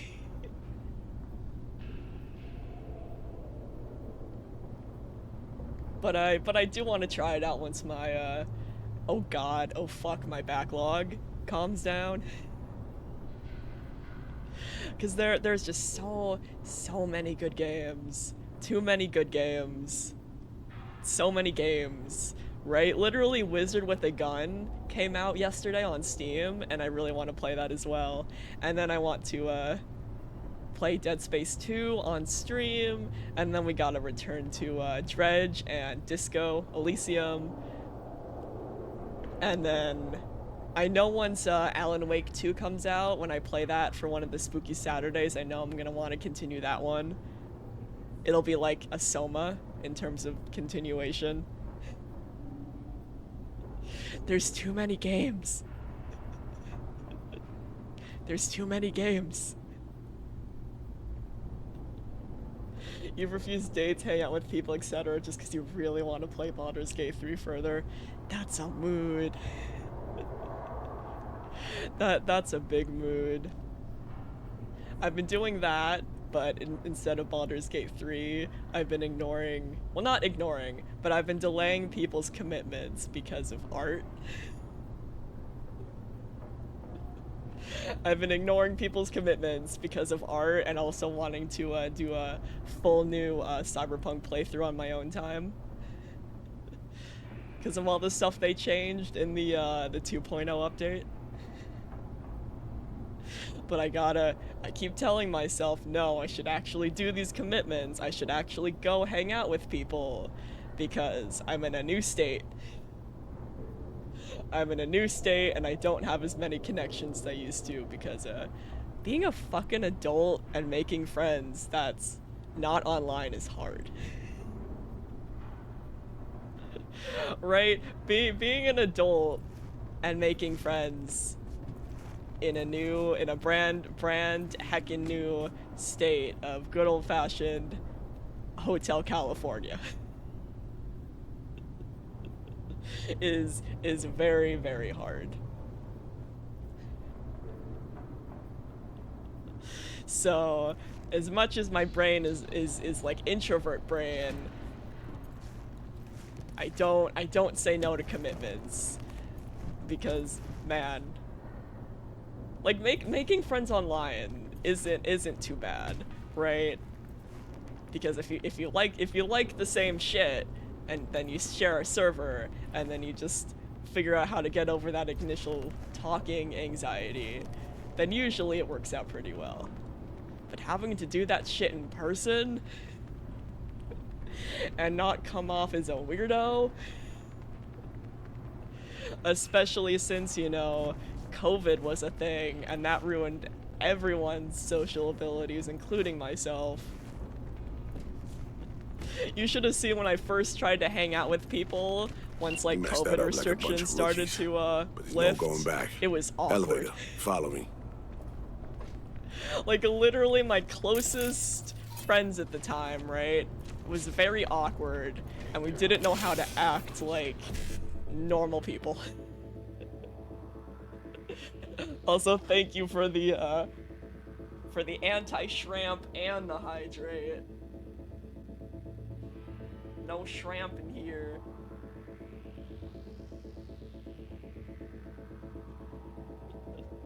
Exactly. Stay limber and say no to kidney stones.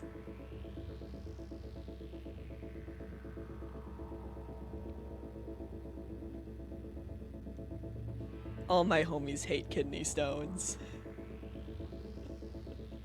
All my homies are anti-kidney stone.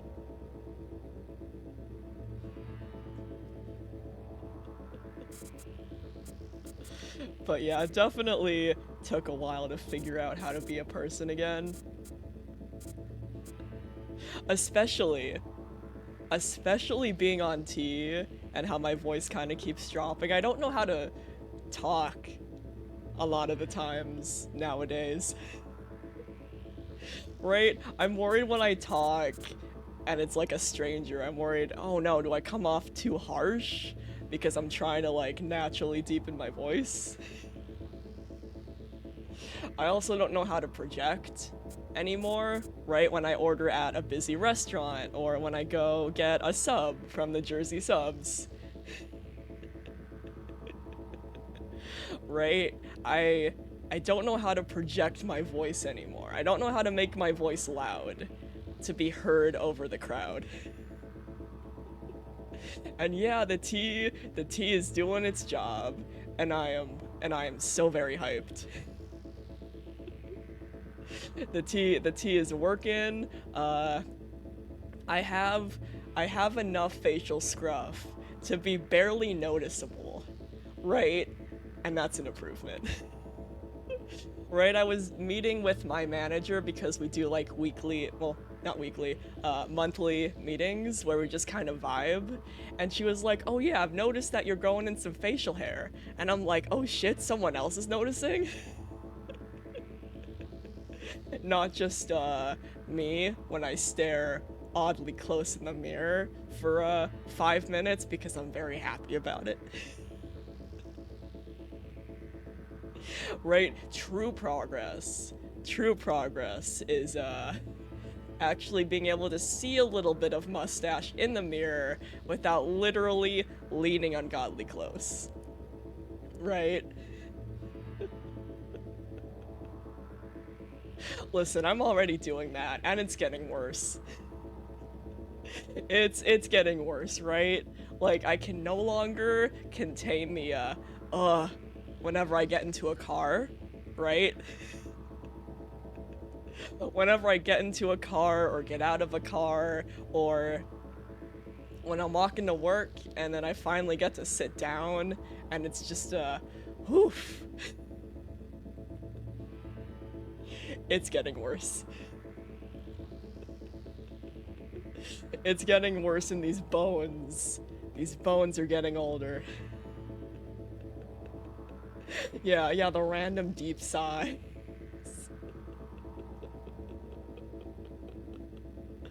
Peak.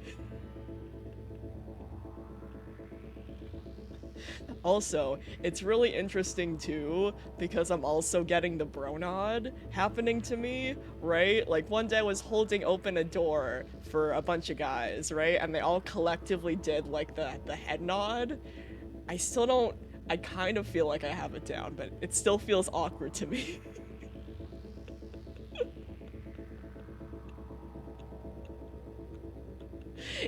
Honestly, it depends on the day. Right? If I am walking and someone else is walking the other direction, I'll do like the upward, right? The start from the bottom and then the upward. And then if I'm holding the door open for someone, I do the down. Oh, that's actually very helpful information.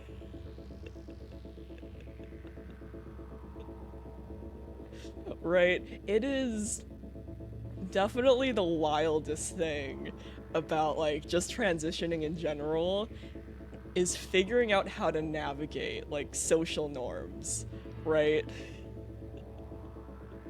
Because I'm already a socially awkward being, but, you know, being raised female, you know, you learn all, like, the female code stuff, right?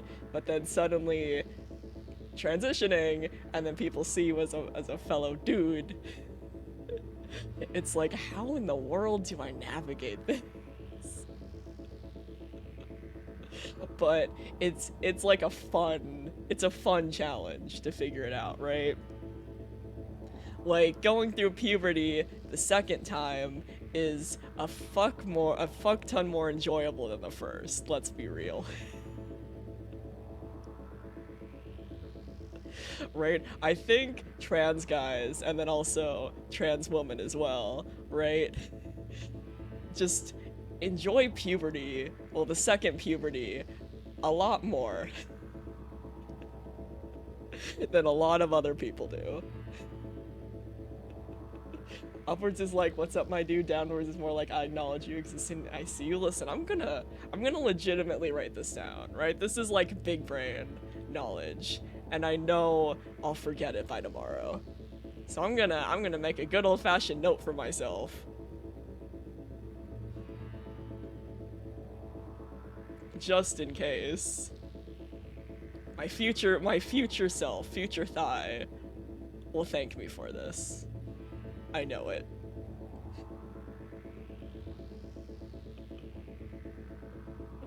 And that's fair. Like, for me, it's like, yeah, this second puberty is fucking wanted. Except the acne. Except the fucking shoulder acne. That sucks. Right? The shoulder acne is a motherfucker. That's the worst part of second puberty. Cause like my face acne is you know, slightly worse, right? But it's not the end of the world, right? I've always had, you know, acne issues even after first puberty. But I never had fucking shoulder acne. I hate it. I hate it. And the butt hair. Why? why do dudes need butt hair? That's stupid. Evolution is stupid. Right? Why do dudes need butt hair? That's dumb. That's big dumb, right? The hair is everywhere except the head. Like, a weird thing about starting tea, right? Especially hair-wise, right? Whenever I wash my hair, just take a shower in general, right? And I, you know, shampoo it and run my fingers through it, my hands are covered in hair, right? Because tea is making my hairline change, right? So I just look down at my hands and there's just hair everywhere. Right? I have been blessed. Yeah, literally. Yup.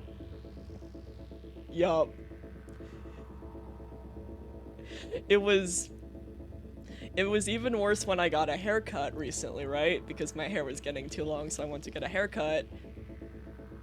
And so the person cut my hair, I got back, and the smart decision, right? The smart decision would have been to immediately hop in the shower and wash my hair to get all of the spare hair out that she might have missed. But me, being stupid, decided not to.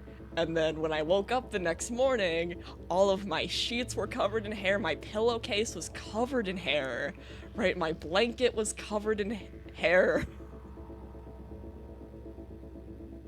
Right, there was just hair everywhere. The normal hair that was falling out, the extra hair that she might have not blow dried out from the haircut, just hair. So now I know for next time to fucking take a shower, you dumbass, after you get a haircut. You big dummy. Luckily, I have been blessed. None of the men, well, the older men anyway, in my family are bald, right? Like my dad's finally losing hair, but my dad's like 70 something, so that makes sense, right? But luckily, I've been blessed with the good genes that I should at least have hair. Right? At least I won't be going bald. But man, am I losing hair. True.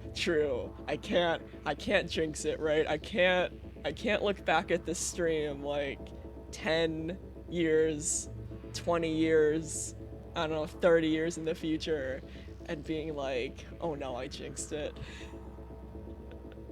Oh no, I jinxed it all of those years ago. I done fucked up.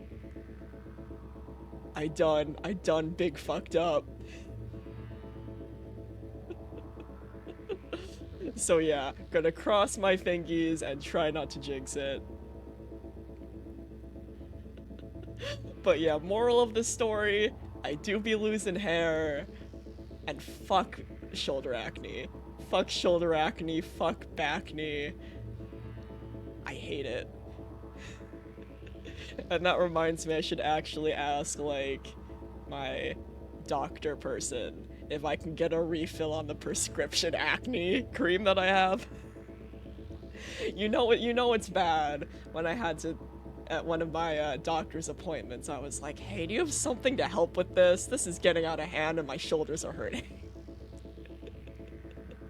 And my shoulders be ouch.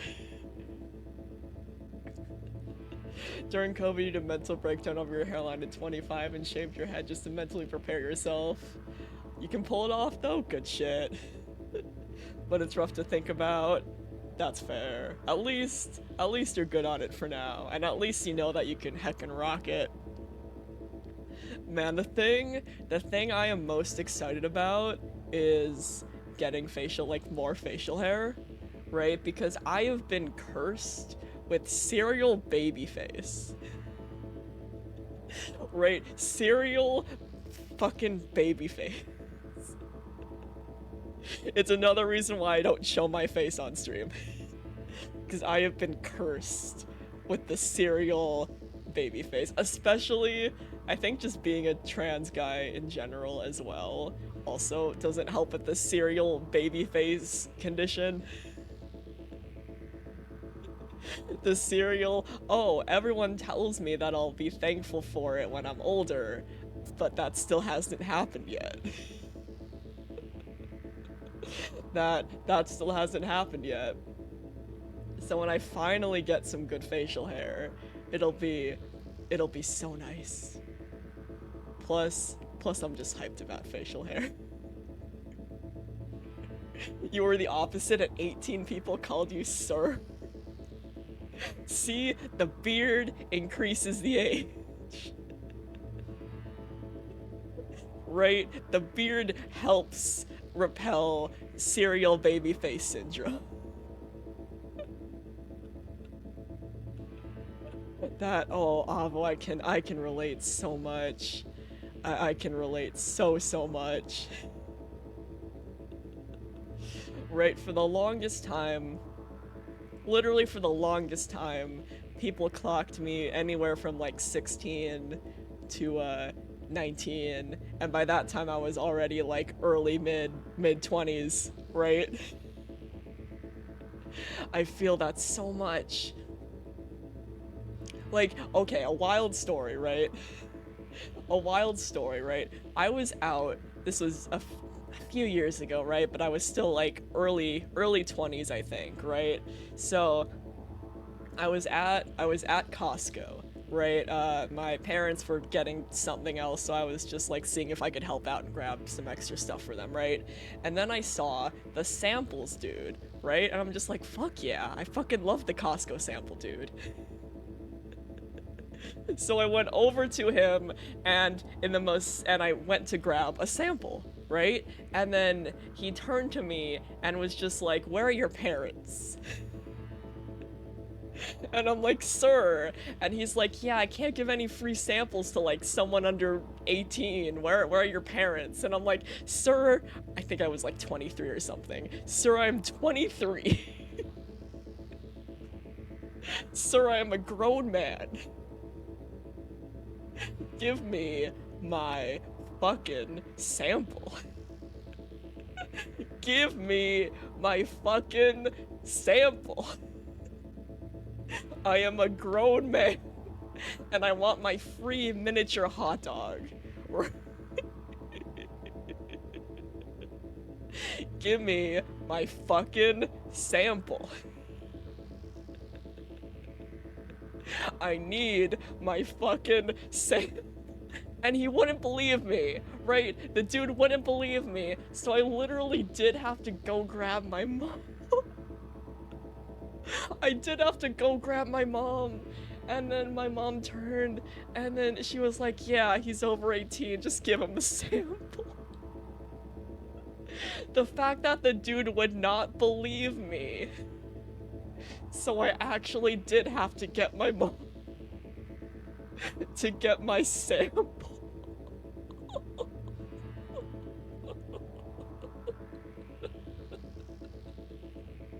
I just wanted my sample, man. I just wanted my sample. That's all I wanted, my sample, and I was denied. Oh, that's a fucking mood though, Lucas. That's a fucking mood. That's also a mood because I am so bad at advocating for myself, right? I have the big introvert social anxiety brain, right? Where if I talk to someone in like a position of authority, like a doctor or the bank guy or like anyone,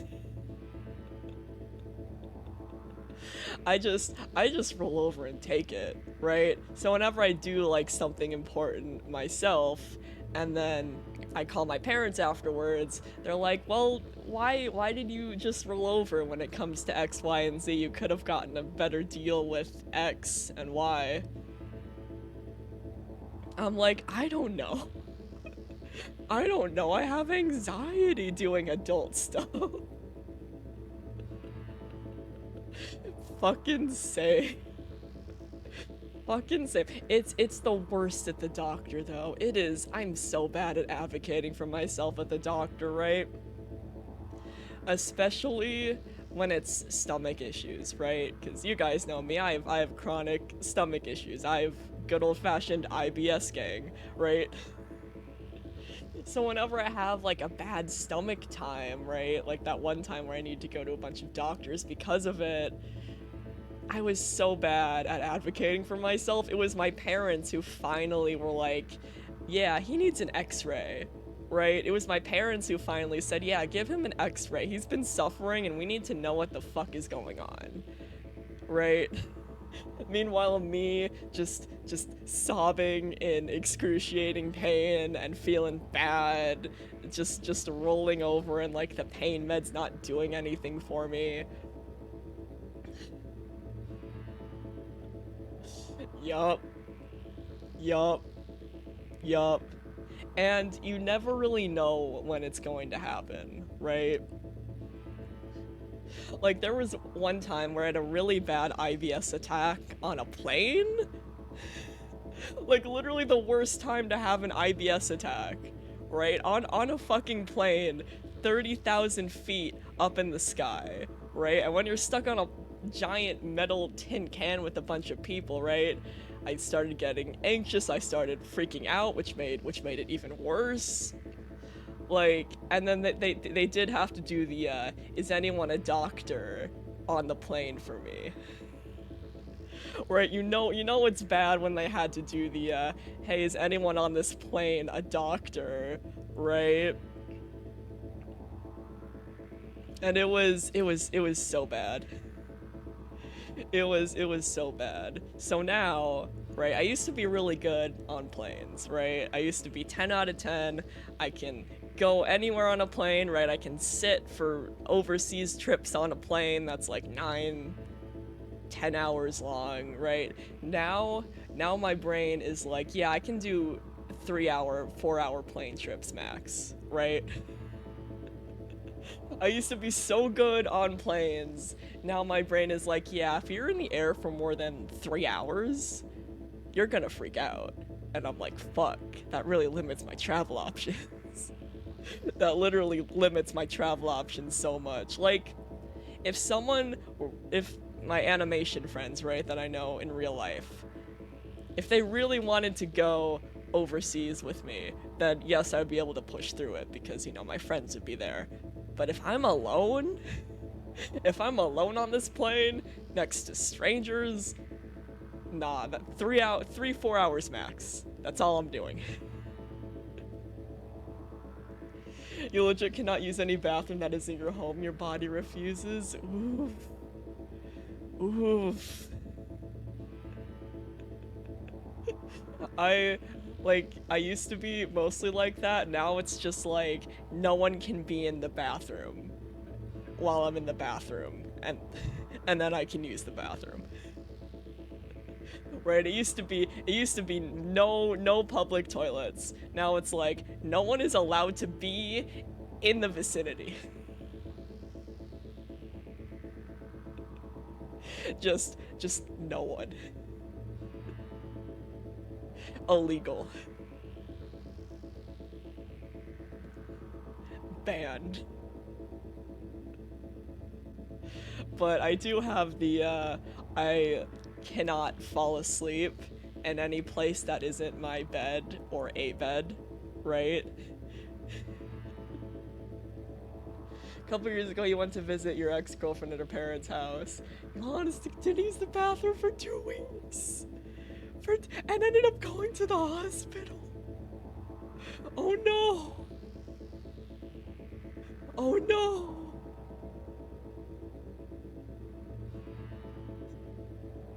Oh no, but honestly, literally the same fucking thing, except the hospital bit happened to me. Like, years ago, right? Back in high school. Back in high school, the same thing happened to me. I was at a friend's house for 2 weeks. It was over the summer after senior year. And I couldn't. I just couldn't. right? And since this person's parents were divorced, right? They lived at 2 houses, right? So the friend that I was staying with was like, hey Thai, can you pick up this thing from my other parents' house? And I was like, sure. And I used that opportunity to quickly run home and use my own bathroom and then pick up the thing that the friend actually needed. Right, I used that opportunity to just sneak home. Just sneak home, use the bathroom, and then pick up the thing that the friend needed, and then come back to the friend's other house. It was literally a sneaky toilet break.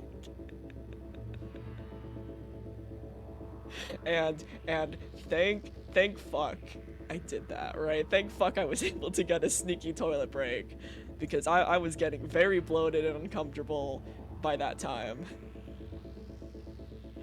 AKA, moral of the story, if you can take a sneaky toilet break, take that sneaky toilet break.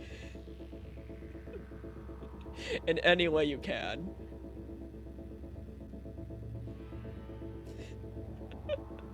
Literally though. Also, do you want to, when I was telling you guys earlier about how I did get an x-ray. Do you want to know what they told me? That I was full of gas. I wasn't full of shit. I was full of gas. And I felt so fucking embarrassed. Right, and of course, you know, the doctors, they don't give a shit, right? They see weird shit all the time, right? Like, they 100% do not give a fuck that I was full of gas, but my brain was just like, oh, that's so embarrassing. My brain was like, oh fuck, that's so embarrassing. I'm full of gas. Yeah, the human body is cursed, man. The human body is just very, very cursed, right? Like, why is our body like this? Why does our body sometimes hate when we, you know, drink that milk with the lactose? Oh god, I've had to do that, but luckily, in the view of no one, right? Dealing with my fair share of bowel issues, I have had to do that, but luckily I never had to do it at a doctor's office. Because I would cry myself to sleep from embarrassment. Right? Literally cry myself to sleep with embarrassment.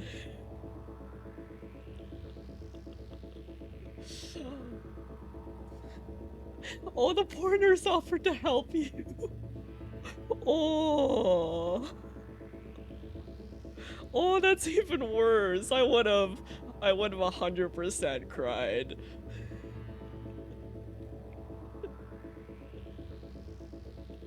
I would have 100% just on the floor sobbing. Even though, like, the logical part of our brains is like, it's their job, right? They're used to it, right? They're not judging you, right? They've seen weirder shit, literally. But the anxiety brain is like, oh no, oh fuck, this is so embarrassing. I want to perish. Do not perceive me. Do not perceive me. Like, it sucks too. In general, right? Because, like, if I went to the doctor with, for example, like, a broken arm, right? No one would feel embarrassed about that, right? But for some reason, our silly little brains, when it's like gastrointestinal issues, it's like, oh god, this is the most embarrassing shit. Right? And I think honestly that's why, like, I had so many gastrointestinal issues, like, that were way worse when I was younger, was because I felt too anxious and embarrassed to talk about it, right?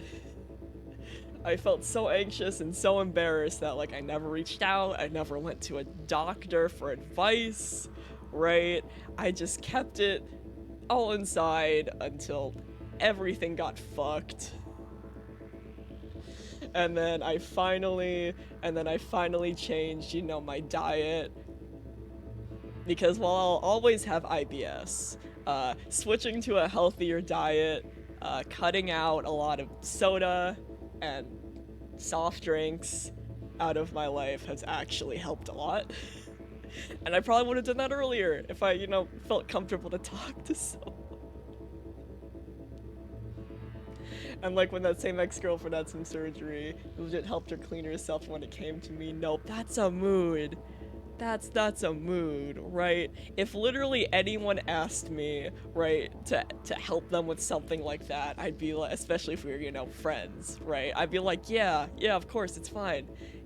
Or if someone else came to me and was like, yeah, hey, I have these gastrointestinal stomach issues, I'd just be like, I'd send them all of the sympathy and all of the support, right? But when it comes to myself, I'm like,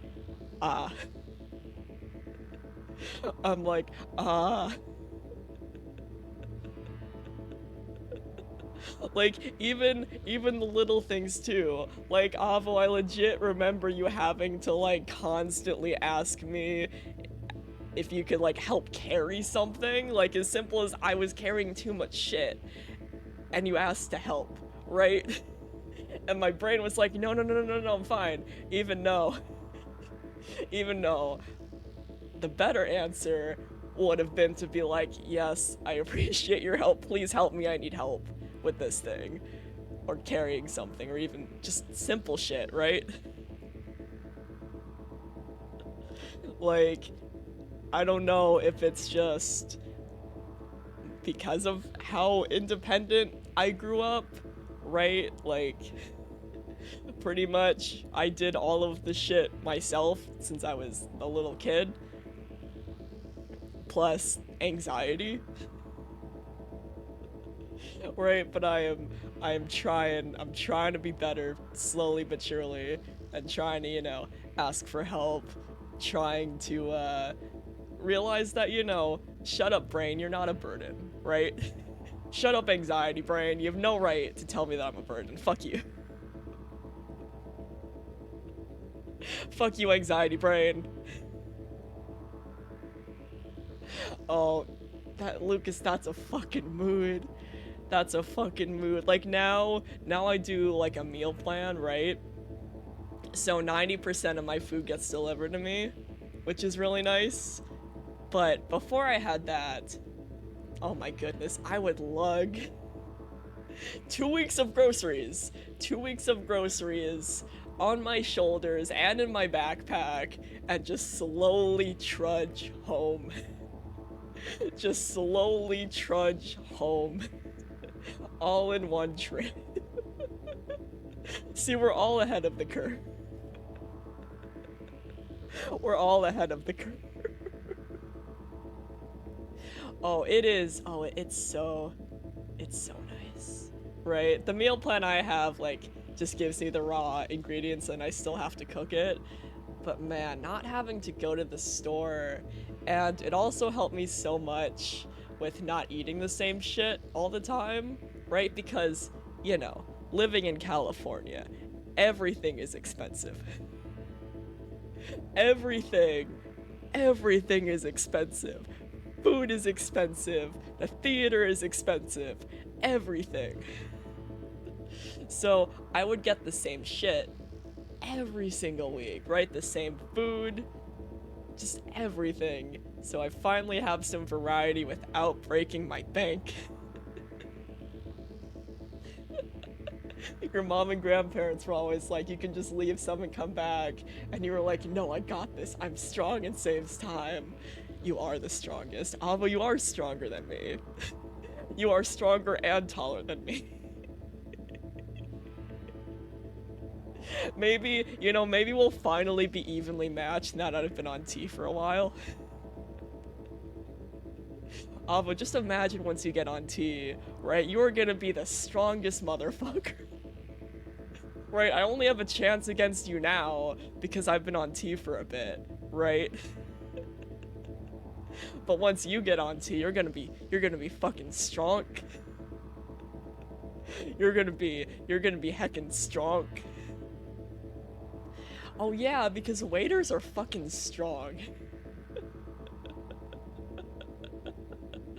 Waiters are fucking strong. Like, you guys have to carry so much shit, and like the plates are so heavy. The plates of food are so heavy, and you have to carry like 80 million of them at once. You're gonna get some heckin' strong arms. You will not skip arm day.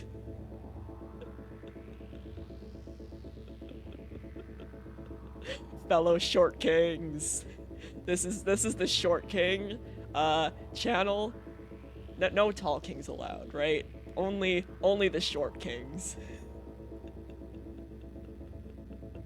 Only the short kings.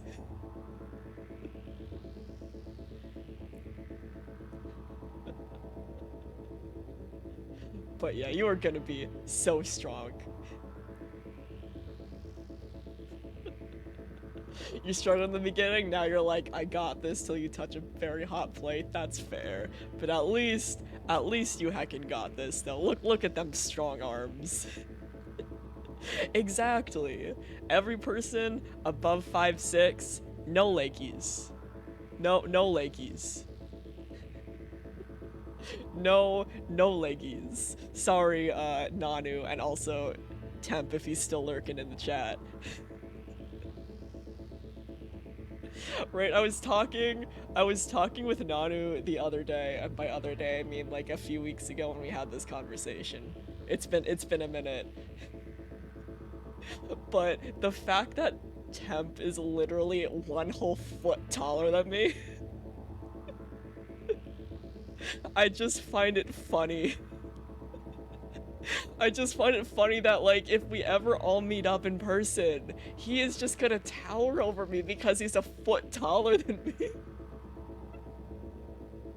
He can literally T-pose to assert dominance and I'll just perish instantly. He is so tall. Right? When Nanu, Temp, and I eventually meet in person, I will just perish. See, even the T, I just instantly perish.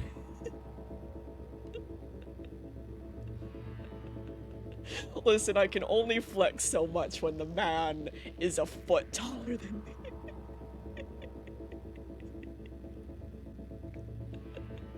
When Temp, you are so tall. You are too tall, I need to take your legs. I'll probably only be able to reach the shins.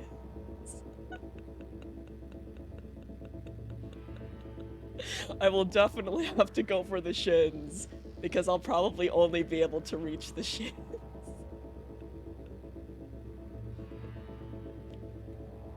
Cause like, I already know that Nanu is going to tower over me whenever we meet. But Temp is really gonna tower over me. Also, thank you, we still got an hour though, since it's Friday. Yeah, it'll take 2 to 3 business days. Also, Luke says hi. Aw, baby boy. Hopefully Luke isn't up to any mischievous actions, as cats do be.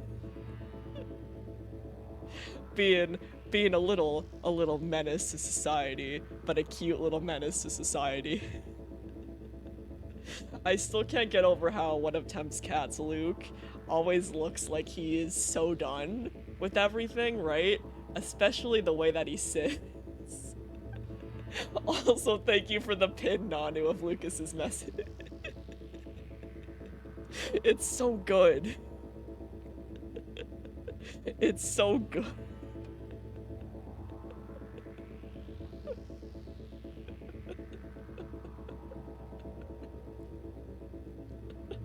But yeah, Tep, my favorite part about Luke's existence is that he's always so done with everything.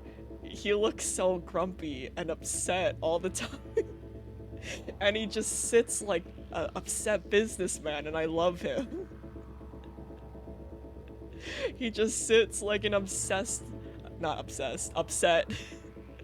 little businessman who has had a long day at work, right? And he just wants to go home and take a nap, right? But he can't because he has like 8 kids at home, right? All demanding his attention, but he just wants to, you know, put on the game and have something to drink and wind down from work. Like, literally, this cat looks like the saddest little businessman.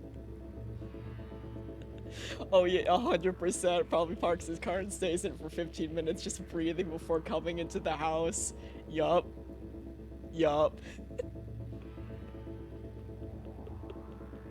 Like, Luke just looks like a tired father.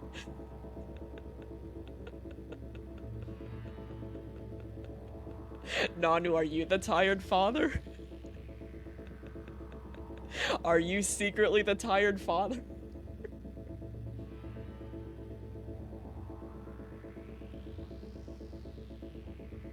That's fair. That's big fair. It's the reason why I refuse to get roommates again. Right? The only roommate exception would be Sam, right? Because I fucking love Sam. She's great. But other than that, nah, no roomies.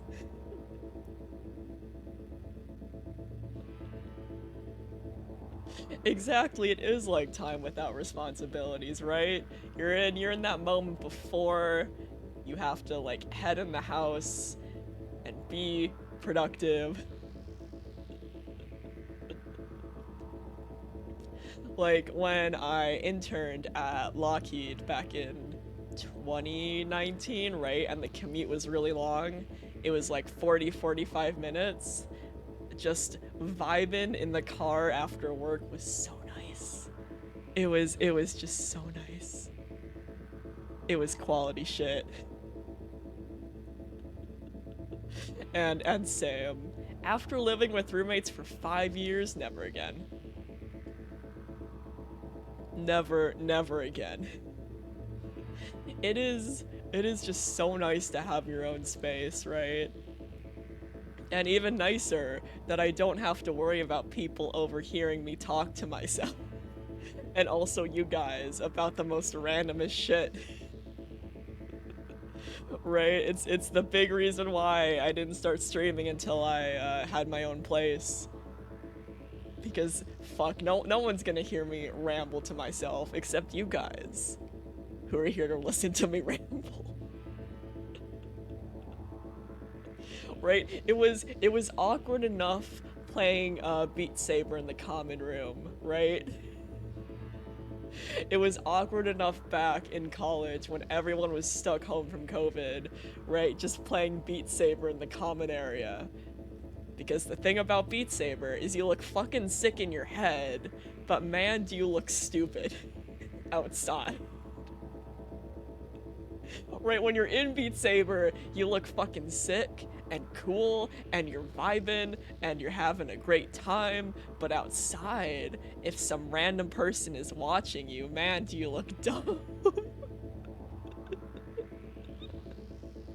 Man, do you look big dumb. Yeah, same.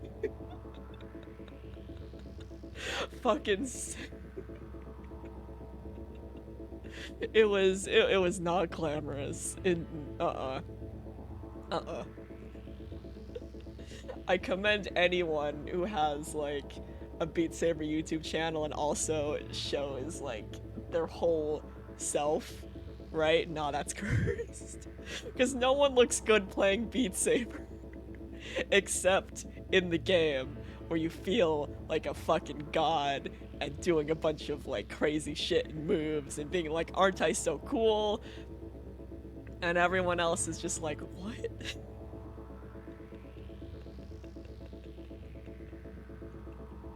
You look... Especially because when Sam came to visit me, I think it's... Has it been 2 years? I think it was like 2 or so years ago, right? She filmed me playing a Beat Saber ranked map, right? A fast Beat Saber ranked boy. And then she showed me the footage afterwards, and I was like, oh dear god. Oh no, do I really look like that?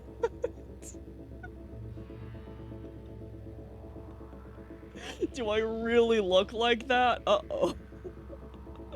Uh-oh. Even just playing like FPS games in VR, your mom walked in on you laying on the floor with your arms in like a gun holding position while you yell. Oh, that's so funny. Oh, that's really funny, actually. Oh, that's so funny. Oh, that's hilarious.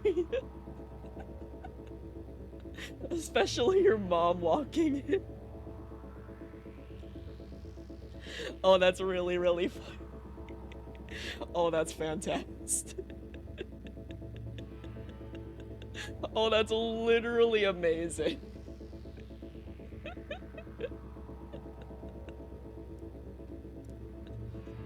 That reminds me when, the same time that, that Sam came to visit, and also... just to paint the whole scene, you were in your boxers and a shirt. Just on the floor. And nothing but your boxers and a shirt. Looking like you were holding a gun and yelling.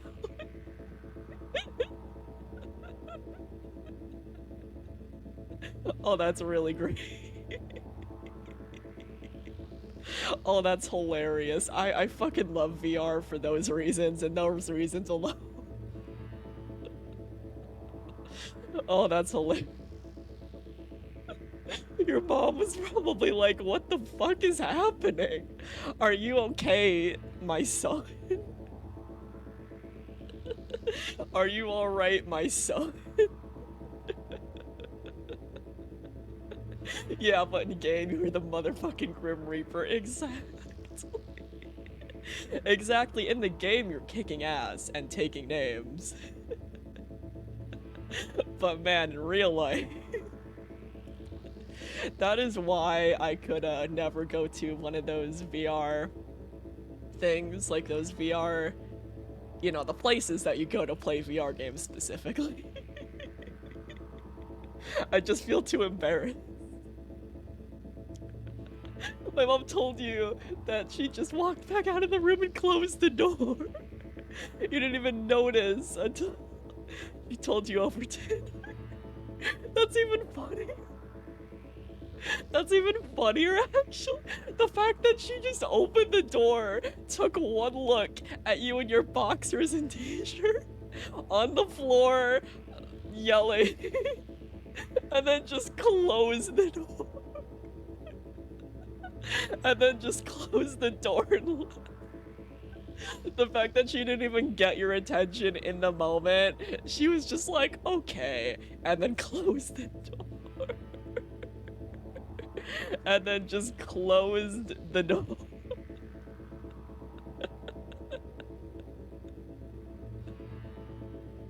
Man. That's like a meme format right there, right? That's like a meme format at that point.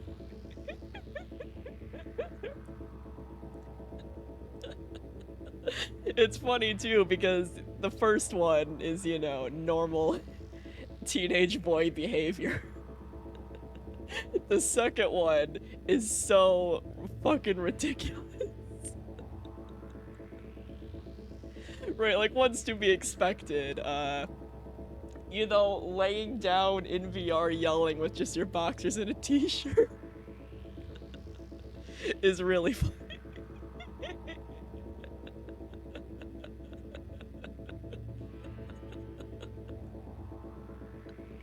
Listen, 25 is the peak time to do stupid shit.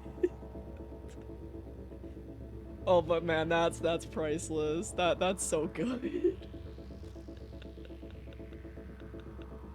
Just imagining the ridiculousness of that situation, and your mom opening the door, taking one look at whatever the fuck was happening, and just being like, okay, nope, and just yeeting out of there.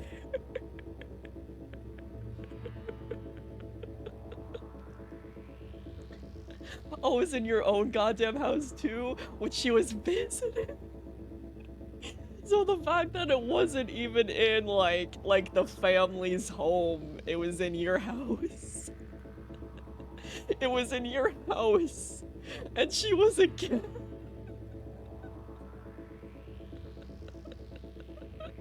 That's even more funny. This story is so many layers. This story is too many layers, and it just keeps getting better every time.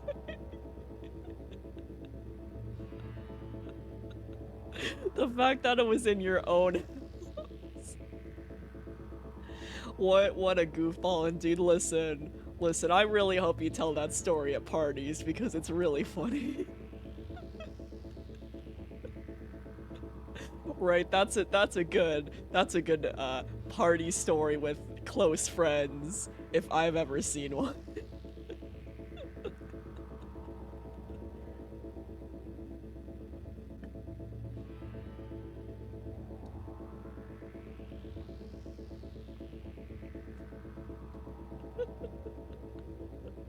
Parties, only party you know is your Baldur's Gate 3 one, also a mood. Also a heckin' mood.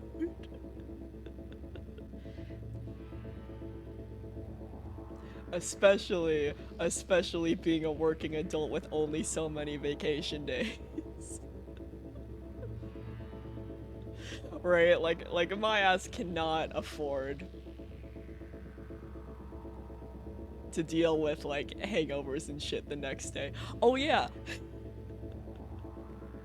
Speaking of that, I realized that you weren't here for the one time I told one of the stories, but one night I was having kind of not really a party, but just kind of a vibey time with one of my coworker friends, right? And we're having a few drinks, playing some video games, the usual, introvert party times.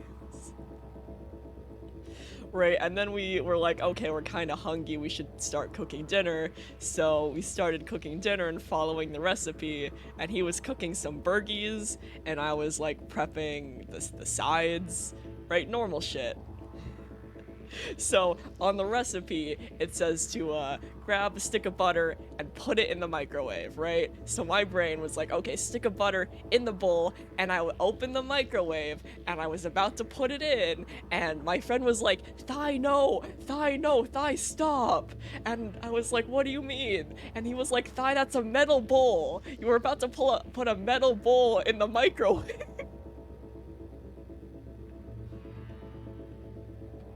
And I was like, oh.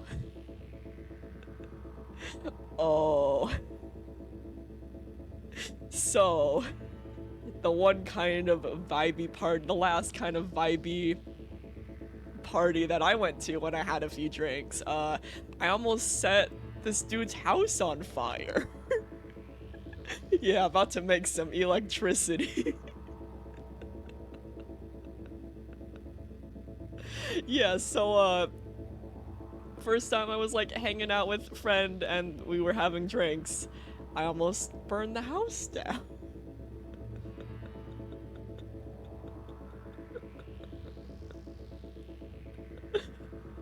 One of my last party, he spoke to me for the first time at 27. Want to see the result? Yes. Yes. You rode a hike. Now I'm curious. Do you still have it?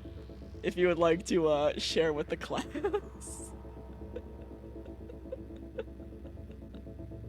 If you would like to share this beautiful work of art with the class.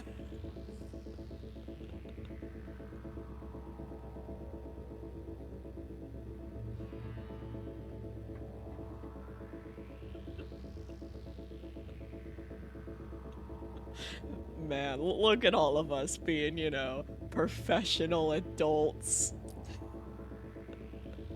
Professional, functional adults. And by that I mean not at all.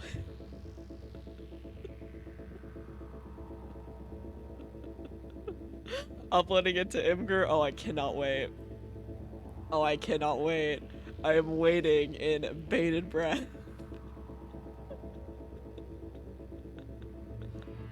I cannot wait to see this peak content in the best way.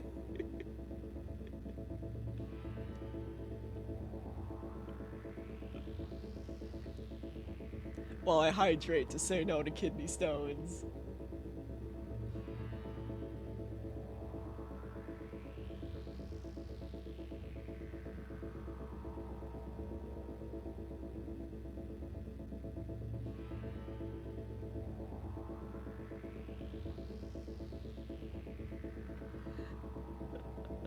Speaking of which, you can no longer judge me on that. You almost caused a fire in your grandma's microwave? Oh no.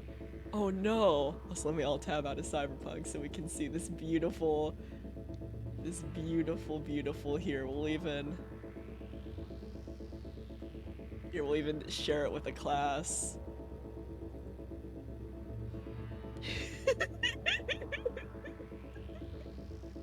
Okay, we gotta share it with the class. Hold the phone.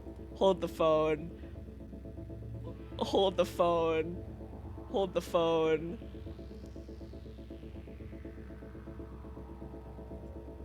Oh god. Here, let me actually pause Cyberpunk, right? I just alt-tabbed out of it, and it's very upset at me right now.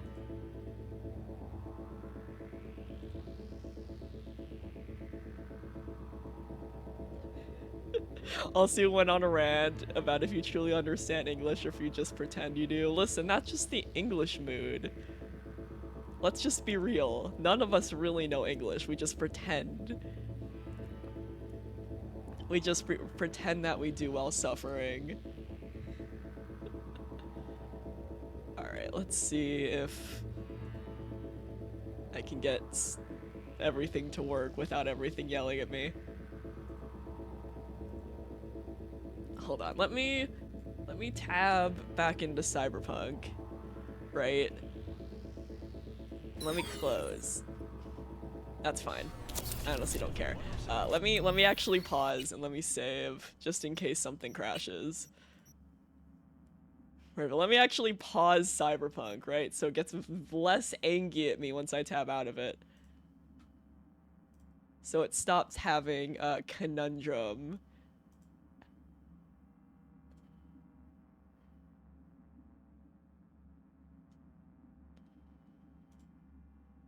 Actually, you know, screw it. I'm not gonna reopen up Wallpaper Engine. You guys will just see my my natural scuffed background.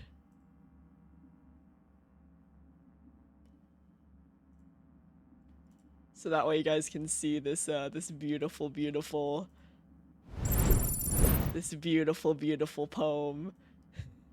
Here, we'll zoom in a little bit. That way everyone, the whole class can see. Haiku for you. Mi amigo Paulo. Never smoked. My skin is my fur. I am a bunny. Okay, you are Irish.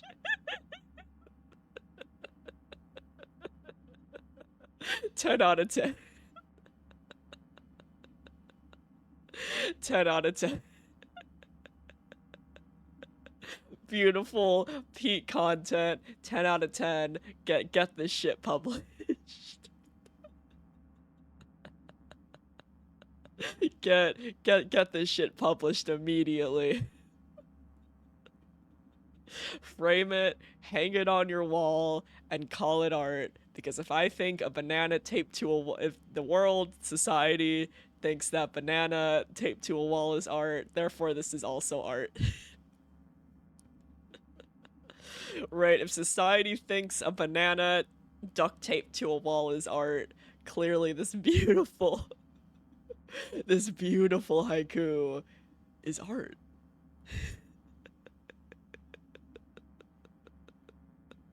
Clearly this beautiful piece of content.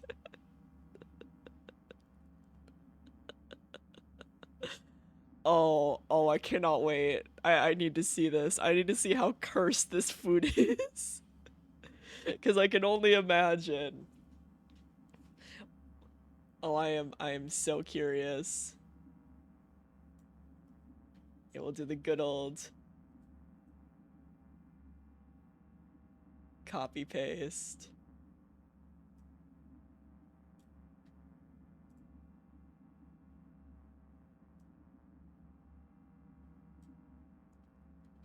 All right, let me open up a tab. Do the thing. Is that just a sandwich? And why is it so close? I can't even tell what's in the sandwich. I can tell, is it like a ham? Is it a turkey sandwich?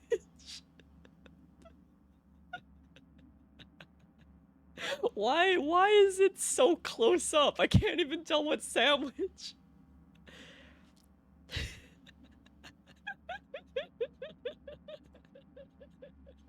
Yeah. You made toast with some kind of meat. It looks like ham, maybe? Maybe it's a ham sandwich with like lightly toasted bread. What the fuck did your high self mean by planet French toast? What does that mean? What does that mean?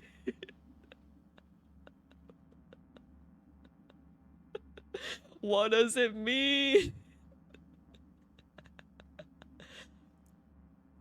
What does it mean?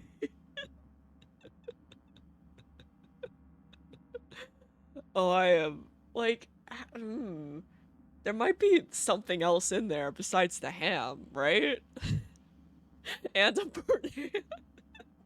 Listen, you were really dedicated to making this planet French toast, whatever the fuck that means. Whatever that may mean. Like, I'm wondering what made it planet themed, right? I'm trying to dissect your high mind. Cause there might be something else besides the ham inside the sandwich. Yeah, maybe the pattern of the toast. It could also be like maybe you drew a planet using the condiments that whatever mystery condiments you put inside, or maybe it looked like a galaxy. Right? I'm trying to think. Also, clearly you ate it, right? So clearly it must have been decent, or maybe cursed. Did you wake up with a upsetty spaghetti tummy is the important question. Right, that is the important question here. No? Okay. So at least must have been normal, right? Right, it at least must have been normal. Whatever you put inside the sandwich. Alright, let me do a good old-fashioned copy-paste.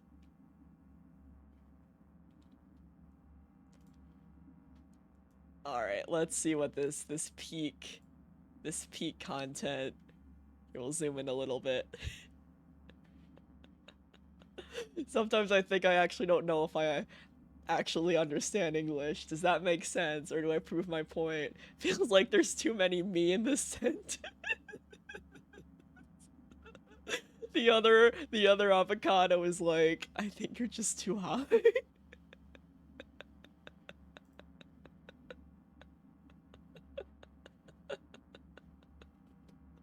I mean, there is actually too many actuallys, but the rest of the sentence makes sense. Man, you really go all out when you're high.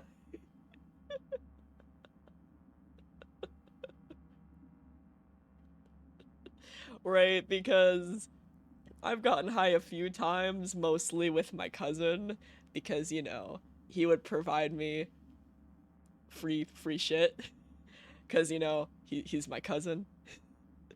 But outside of that, I don't really seek it out, but I think I was pretty normal. That's probably a lie, honestly. Maybe I remember myself being pretty normal, and that's not true. Yeah, at least you make normal food and get creative. Exactly. Exactly. Right? Because you didn't get food poisoning from whatever was inside the sandwich. The good old sandwich. Right, so and you didn't burn your house down. That's important. I think that's the most important step in all of this. You did not burn your house down.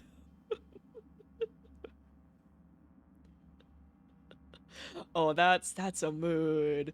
That's a big mood. That's a huge mood. The biggest introvert mood.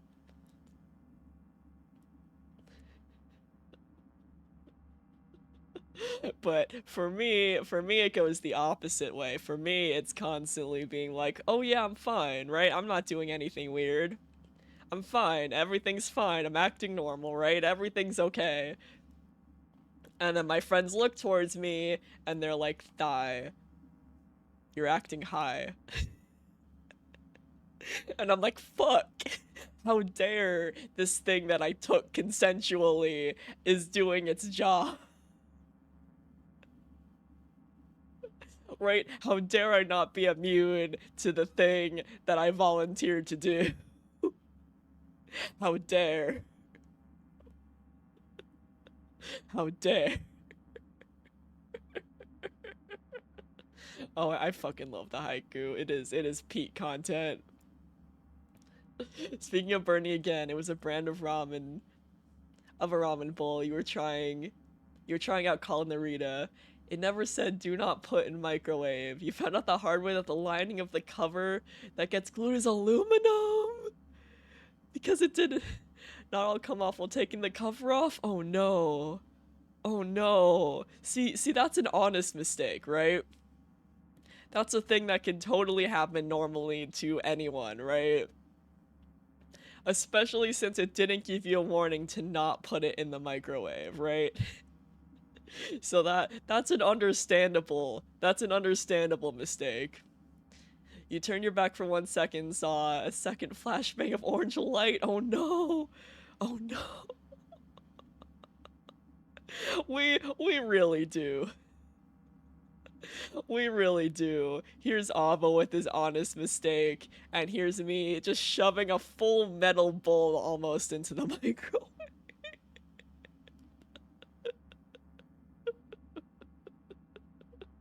And funny thing is, I'm usually very proactive when it comes to things, right? I make sure the stove is turned off after I'm done with it, except the one time where I left the stove on for 3 hours, but I did not burn my house down, right? I didn't burn my house down. Oh yeah, apparently microwaving an egg fucks everything. It became a chicken grenade? Oh no. Oh no. Yeah, I saw like the egg thing going around the good old-fashioned interwebs for a while. And luckily I don't like boiled egg. Right? Luckily I don't enjoy eggs of the boiled variety, right? Or else I honestly probably would have tried it out. That makes sense, because there's no place for the pressure to escape. That makes sense.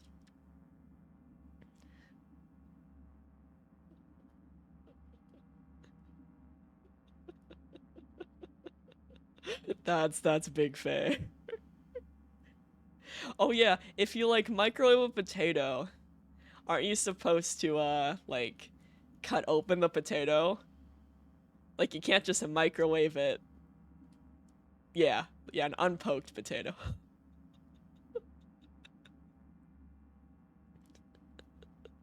Listen, they should clearly put a label on the ramen that says "Do not microwave," right? for the himbos, for the himbos in the society here.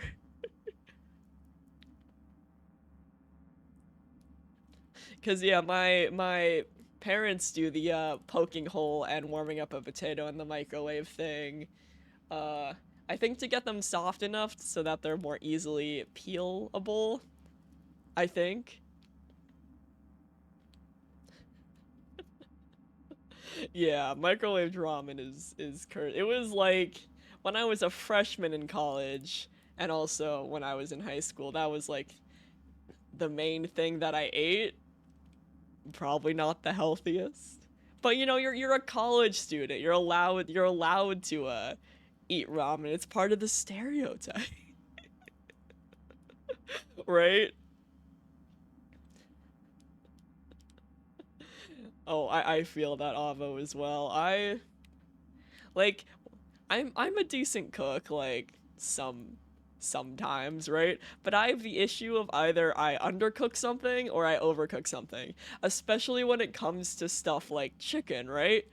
Because if you have, like, beef that's slightly undercooked, it's fine, right?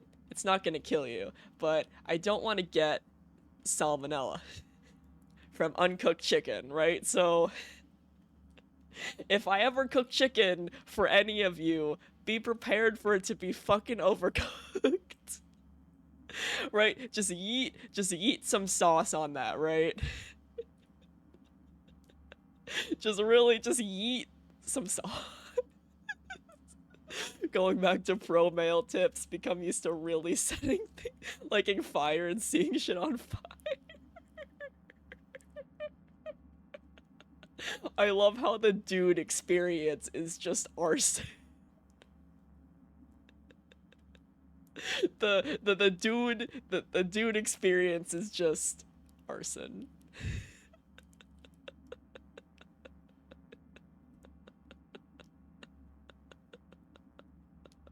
Or digging holes on the beach. Man, I love digging holes on the beach.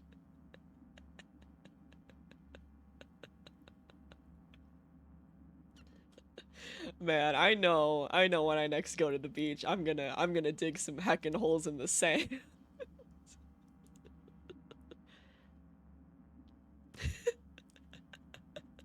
All the women just enjoying some sun, and we the dudes just digging the most epic hole. Yeah, with the child toy shuffle. Exactly.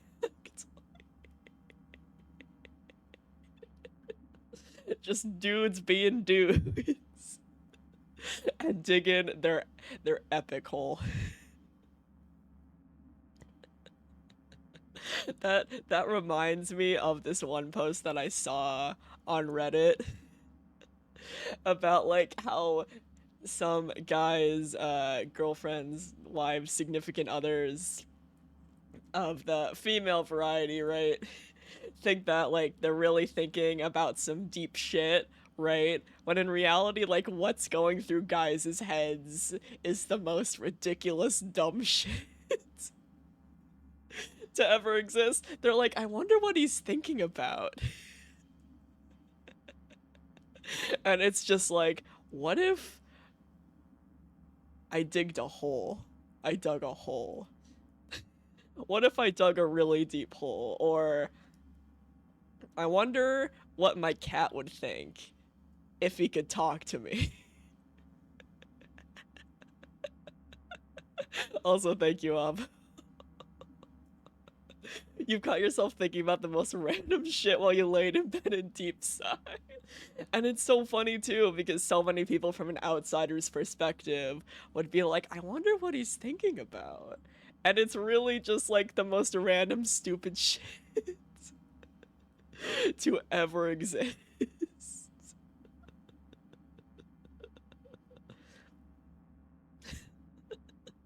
One time your mom asked why you gave your cat cold filtered water, and your answer was, she'd do the same for me. It's true though.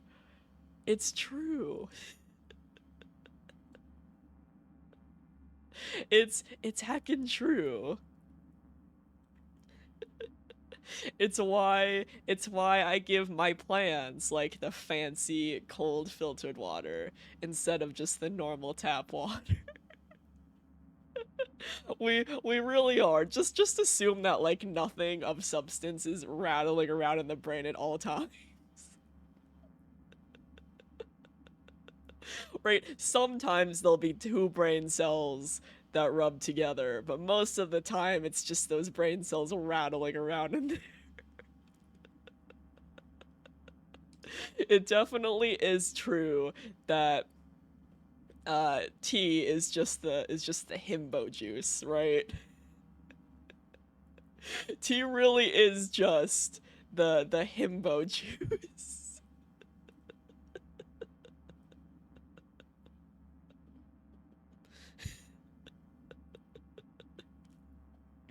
Listen, we all love some hot anime dudes. We all love some heckin' hot boys.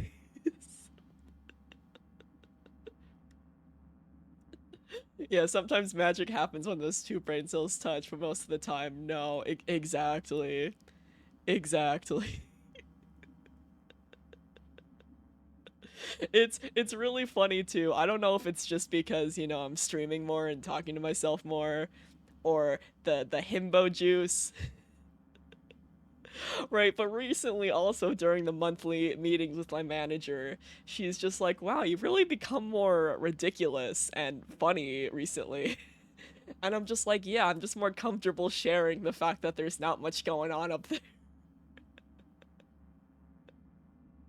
Like, I just get more comfortable sharing that, you know, there's not much happening. Sometimes something happens.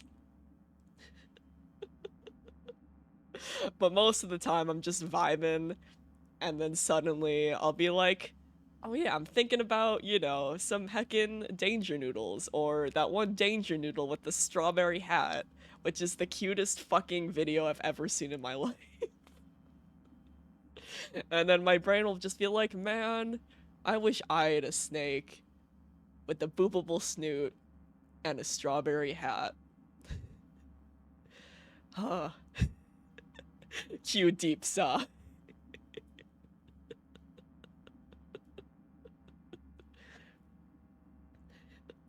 Like, I have fully embraced that, yeah, there's not much happening up there. And you know what? That's fine.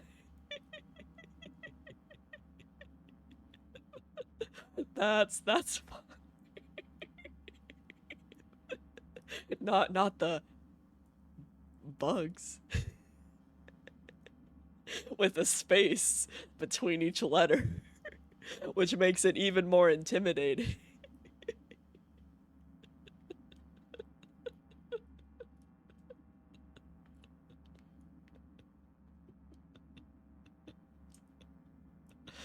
Oh man, just good shit all around.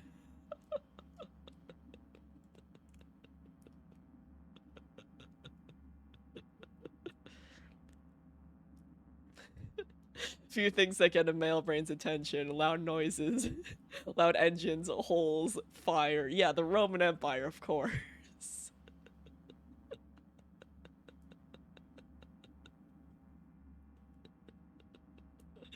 Listen, I think everyone in society would be a lot happier if we all just had a few things rattling around in our brains.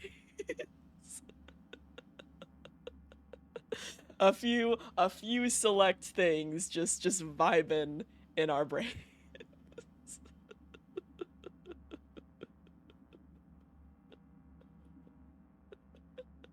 Yeah, recently my recent one has been Dead Space, right? Like, if Nanu's still here, it's kind of funny just how many times I've kind of reeled it back a little bit, but it's funny how many times I've just sent random Dead Space thoughts to Nanu.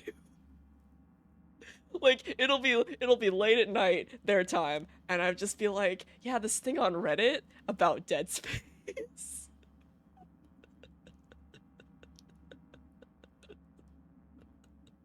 The Isaac Clarke baby girl agenda is too strong. It's too strong. I'm just lying in bed and thinking about how Isaac is just fucking baby girl. And how much I love my sad little meow meow.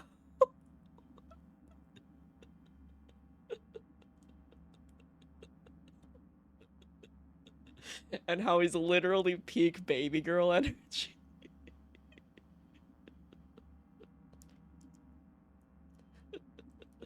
Like, I definitely find myself hyperfixating on my hyperfixations a lot more.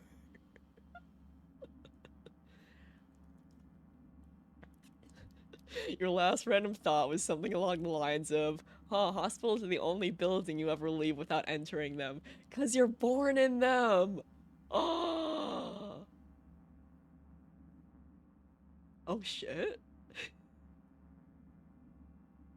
Yeah, because you're born. You don't enter the hospital. 'Cause, you know, your parent is already in the hospital. They enter it for you.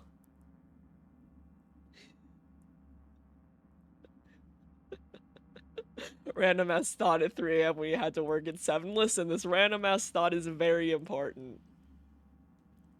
It's very, very important.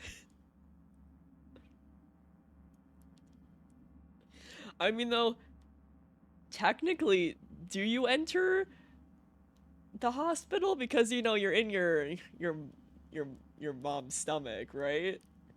So when your mom enters the hospital, does that also mean that you're entering the hospital, or does it not count? Right? Does it not count because of the mom barrier? Right? Right?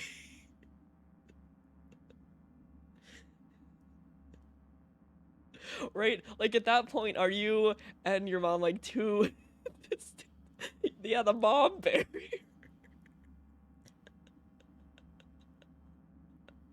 The mom barrier.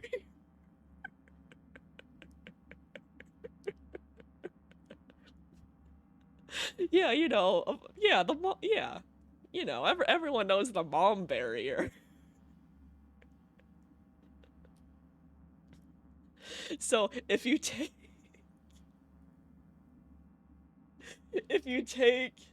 the mom barrier into account, it could go both ways. Is the moral of that story. Also, Nanu, thank you for the posture check. Ah, no shramping. No shramping. Alright, let's see. Would a vampire police officer be allowed to enter your house if they had a warrant? That's a good question, actually. Cause technically they have permission to enter your house, but they don't have permission from you. Right? And it's all good, Nanu. Get comfy, get cozy while we have an existential crisis over this question.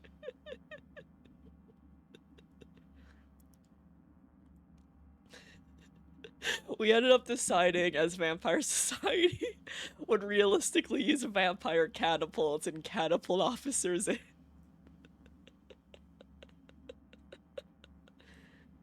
You know, that's a very fair conclusion. True, true. Yeah, because the government, but the government isn't vampires unless...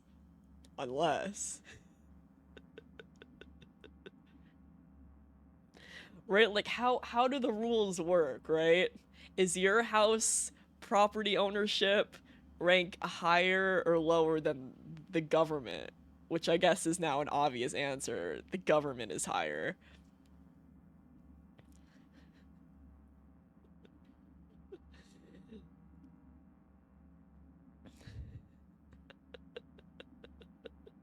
Is the egg microwavable? Nah. Better existential question, the chicken or the egg? Yes. The true answer is they both came at the same time.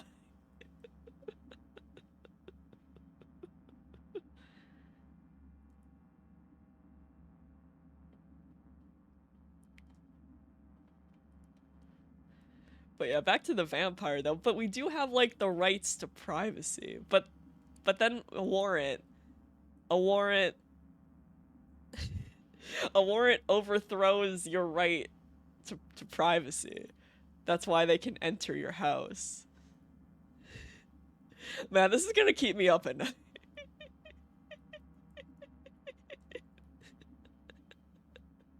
Yeah, we either go back to dry ass overcooked chicken or a grenade. Full circle. I don't know, maybe Vampire Society needs an extra form. maybe vampires need two forms, like the warrant and I don't know, some special government vampire form.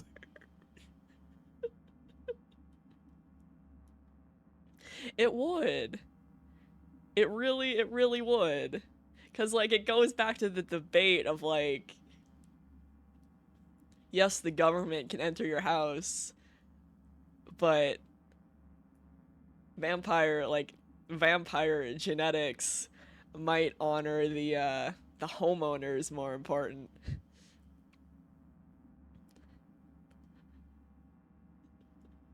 It might be the dust.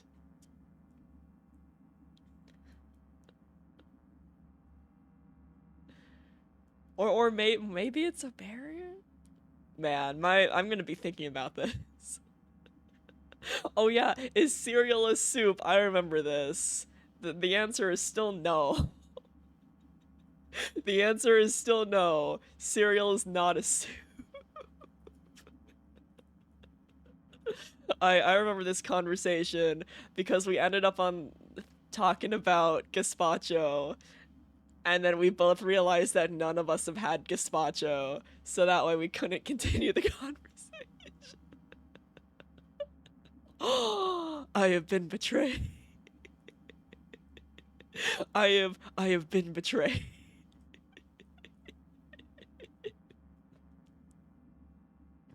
Because yeah, I remember this conversation. And then we were talking about how I said that soup has to be warm and cereal is cold, and then there was something about the milk. I think I said that soup doesn't have milk or something like that. What did the lawyer say?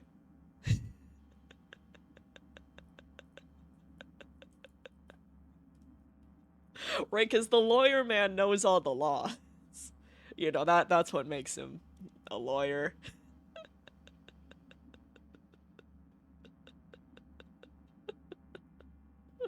What's like the... Yeah, let's grab a few screen caps. I am so curious. Because it's like, what holds more power? The government, according to like vampire society genetics. Right, the homeowner or the government?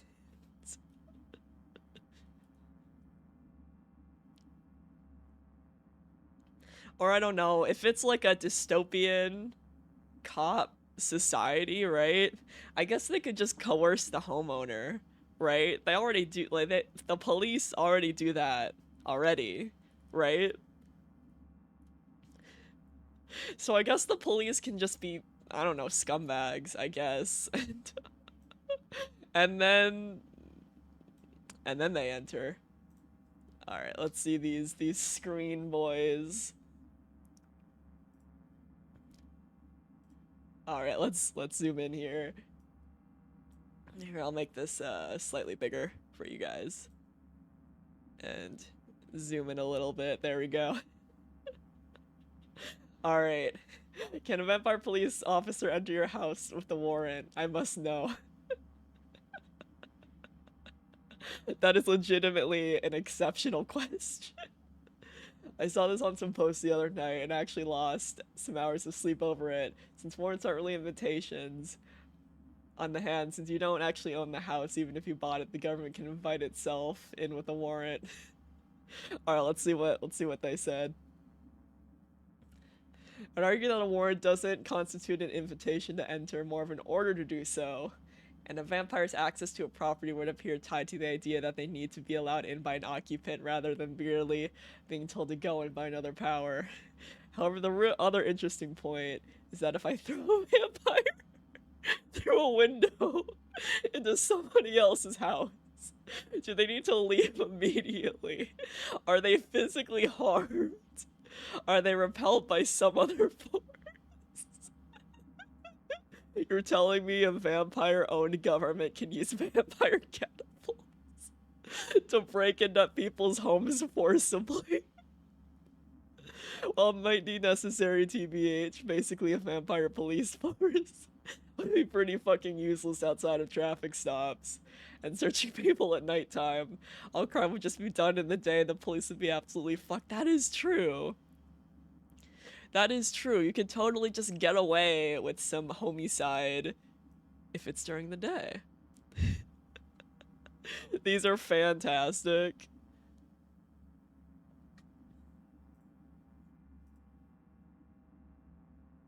All right, let's see this one. Oh. Okay, well, I can't zoom in that much. Couldn't they just make the house not a house? Oh shit! Oh, good shit. How's their birth stream going, by the way? Also, I'm glad they liked the little guy. the little guy. But yeah, good shit. Gonna have to catch the VOD later.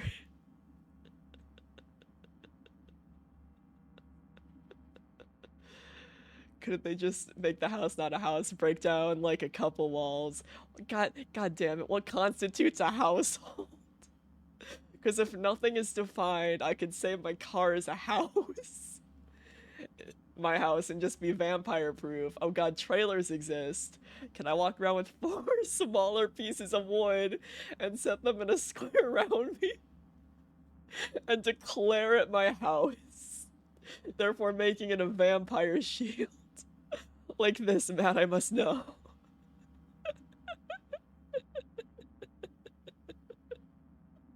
You know I'm supposed to be working while I answer this inane bollocks that you came up with. This is life-saving information for him at the moment. Also, yeah, good shit, chat. Man, this conversation goes hard. Right? Like it makes sense though. Lucas, you're making sense, right? Like, what really is a house? You know? What constitutes a house?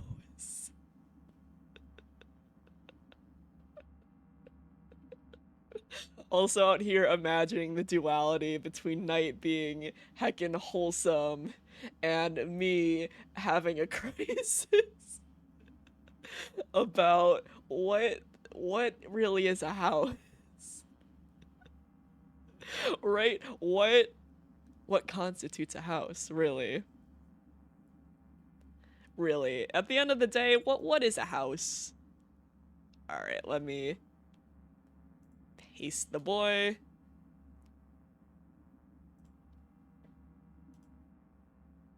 All right, let's see. Thing is, if you willingly bring a sleeping coffin vampire into your house, you're indirectly inviting him. I feel like if you do it to someone else's home, invisible force stops you. So a vampire could be like, nah, bro, I don't identify your house as a home.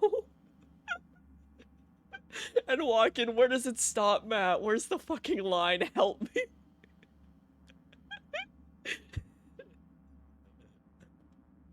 Yeah, can a vampire just be like, yeah, no, that's not a house, and just fucking walk in? I would argue no to that point, as even if they vocally said not a house, they would internally know that it is one, therefore making whatever protest they might have meaningless by the rules of vampiric power. What if this vampire is very socially inept or doesn't understand the concept of a home?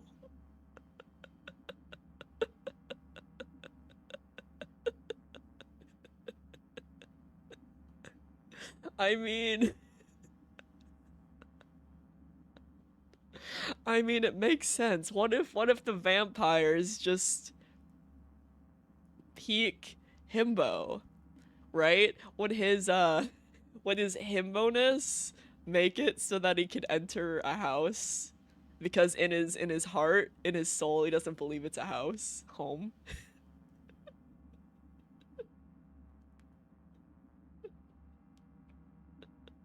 Right? Or what if this vampire has been through some trauma, right? Some angsty trauma. This vampire has had a very bad time, right? That he doesn't consider anywhere a home, right? He doesn't believe in the concept of home, right?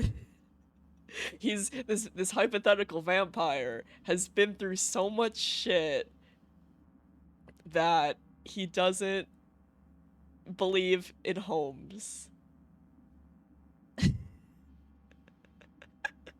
Right? Right?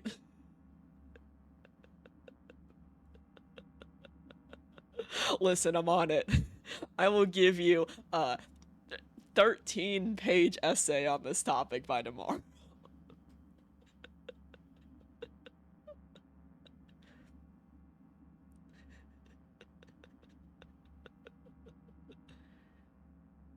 No.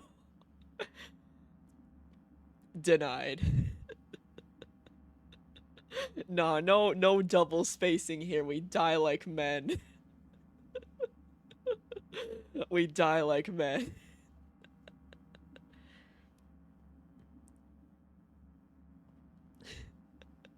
So after that, we moved on to blood diseases and if vampires are affected.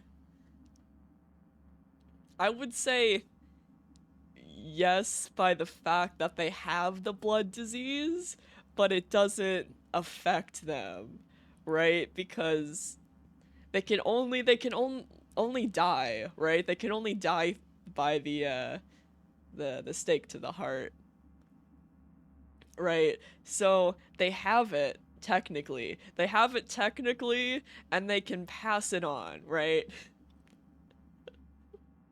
So if an infected vampire bites a human, right? Now the human has the blood disease, and now the human's gonna be affected by the blood disease, right? But the vampire can have all the fucking, I don't know, blood diseases that he wants. Right? But it won't affect him, right? So this hypothetical vampire doesn't, give a shit, right? Because if they can only die a certain way, like a few certain ways, therefore they can have it, but it won't matter to them. See, we're on the same page. It makes sense. And someone derailed the convo by saying maybe disease is like mold to us. It's a delicacy like blue cheese mold. God damn it, and I really fucking love blue cheese. Right? I am very particular in what kind of cheeses I like, but for some reason I really fucking love blue cheese.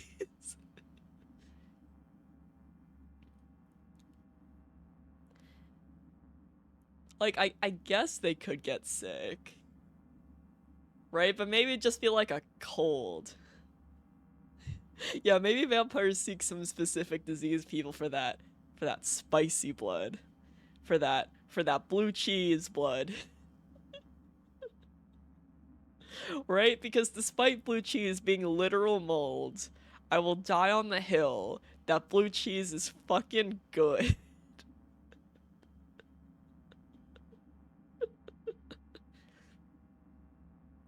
Yeah, like for some reason, mosquitoes are really tied to like certain blood types, right?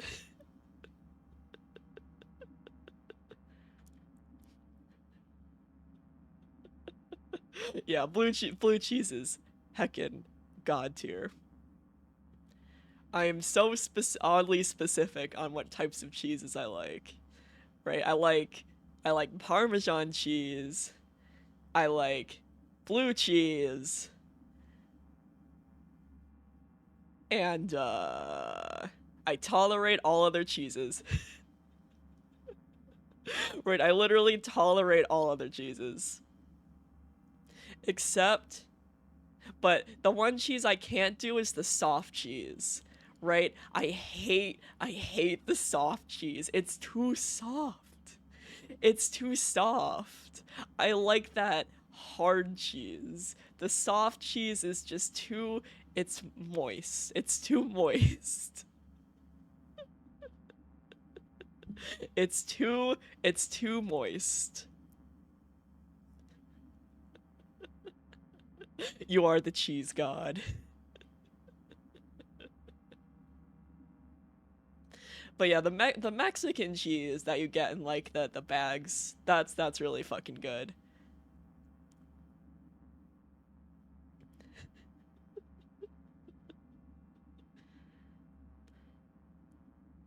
Okay, yeah, feta is another cheese. All right, so I forgot about feta. I forgot feta cheese existed for a second, right? So Parmesan, blue cheese, and feta cheese. Those are the good cheese, right?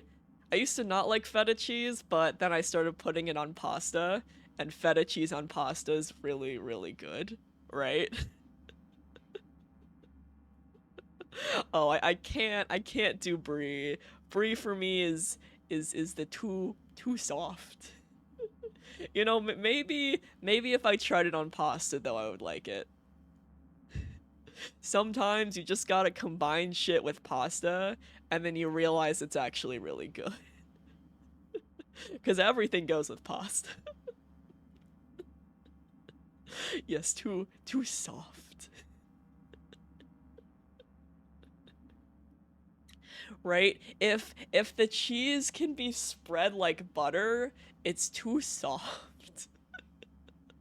Right? If said cheese has like a butter consistency, nah, too soft. But that's more of a texture thing than a taste thing, right? If brie was a hard cheese, I feel like I would like it. But because it's soft and spreadable, it's too much. But for some reason I enjoy cream cheese though, and that's soft and spreadable, so. Oh yeah, feta on salad is also really, really good.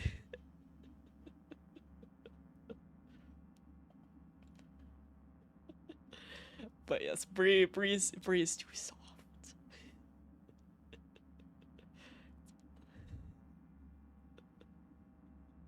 Oh, 110%, right?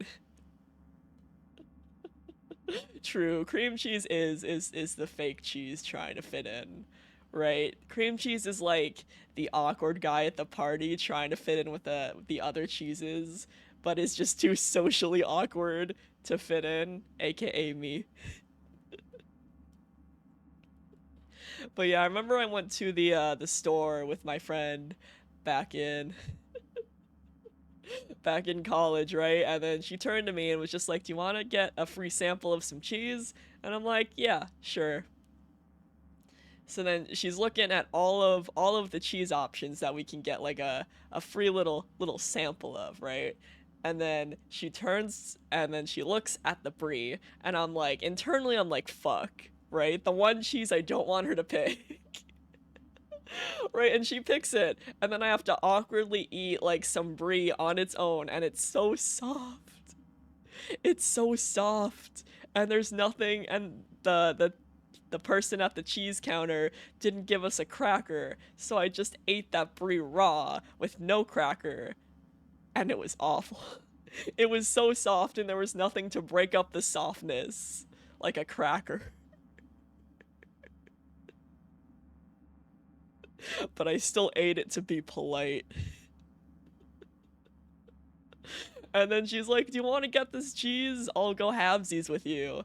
And me being the anxious, polite bean, I was like, "You know what? Yeah." So I paid half for a cheese that I wouldn't even eat because I didn't enjoy. Because my anxiety brain felt too awkward to say no.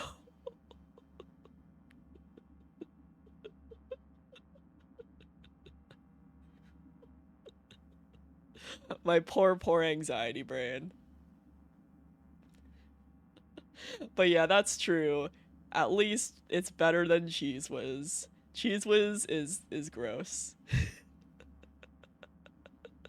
Like Cheese Whiz is just is bad.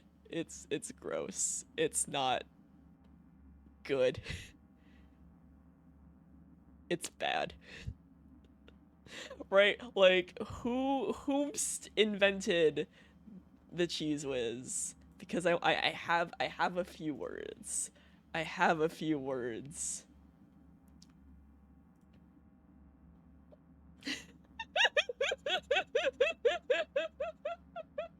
Here, let me zoom out so you guys can see the full thing. They don't know I'm a real cheese too. And the brie feta and blue cheese. Yeah, cream cheese at the party be like.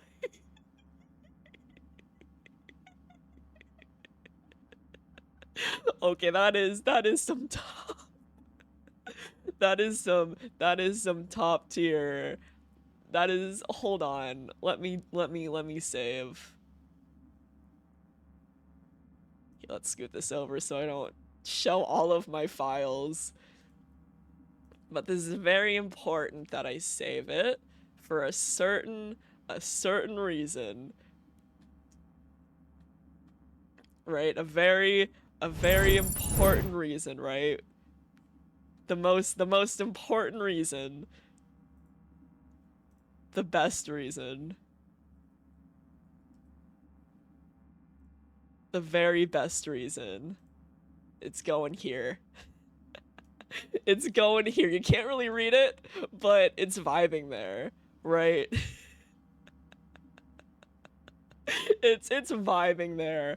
Also, you guys know now the secret of how I set up like the starting screen, right? It's literally just my second monitor.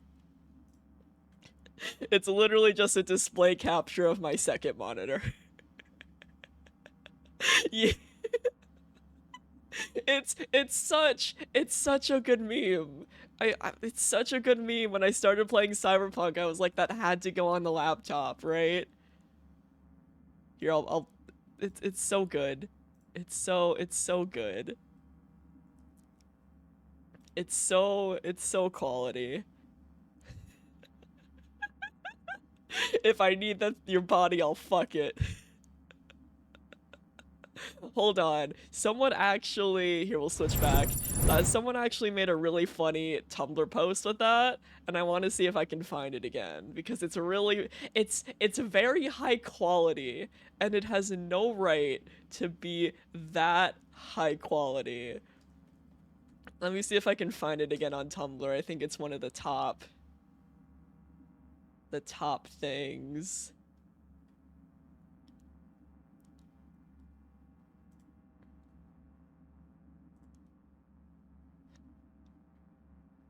Oh, here it is. Here it is. All right, let me open this up for you guys cuz it's really really funny. It's quality content. It is no right to be this quality. Like, this is some actually really good art, right? Like, look at how good this art is. Right? Like, this is no right to be this high heckin' quality. Right? It's so good. It's so good. It's so fucking good. Keanu is a gift to the world, man. All my homies love Keanu.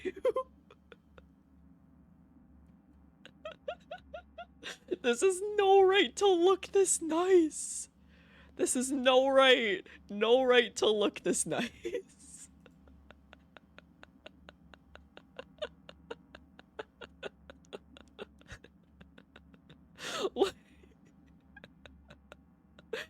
So this is peak content. This is peak content right here. Right here. 10 out of 10. 10 out of 10. Alrighty. And with that, that's the end of stream time. We got very distracted, but it was very worth it. Let's save again. We'll continue more Cyberpunk next week. No, listen, I call myself the distractible streamer for a reason, right? It really is entertaining to have these wild but vastly entertaining conversations. It's good heckin' vibes. Alright, now I can probably get Wallpaper Engine to open up again, because I closed out of Cyberpunk. Come on, Wallpaper Engine, we need the fancy ending screen. Exactly, it's part of the brand. Listen, that haiku will live in my head rent-free for the rest of my life, along with your VR story, because that one was also great. Because that one was also 10 out of 10 peak content right there.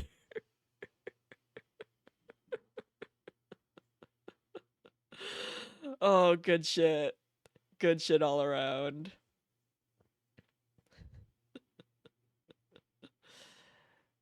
But yeah, once I get Wallpaper Engine, there it goes. It just had to think. It just had to think about its life choices. Also, thank you for the hydrate. We're all saying no to kidney stones.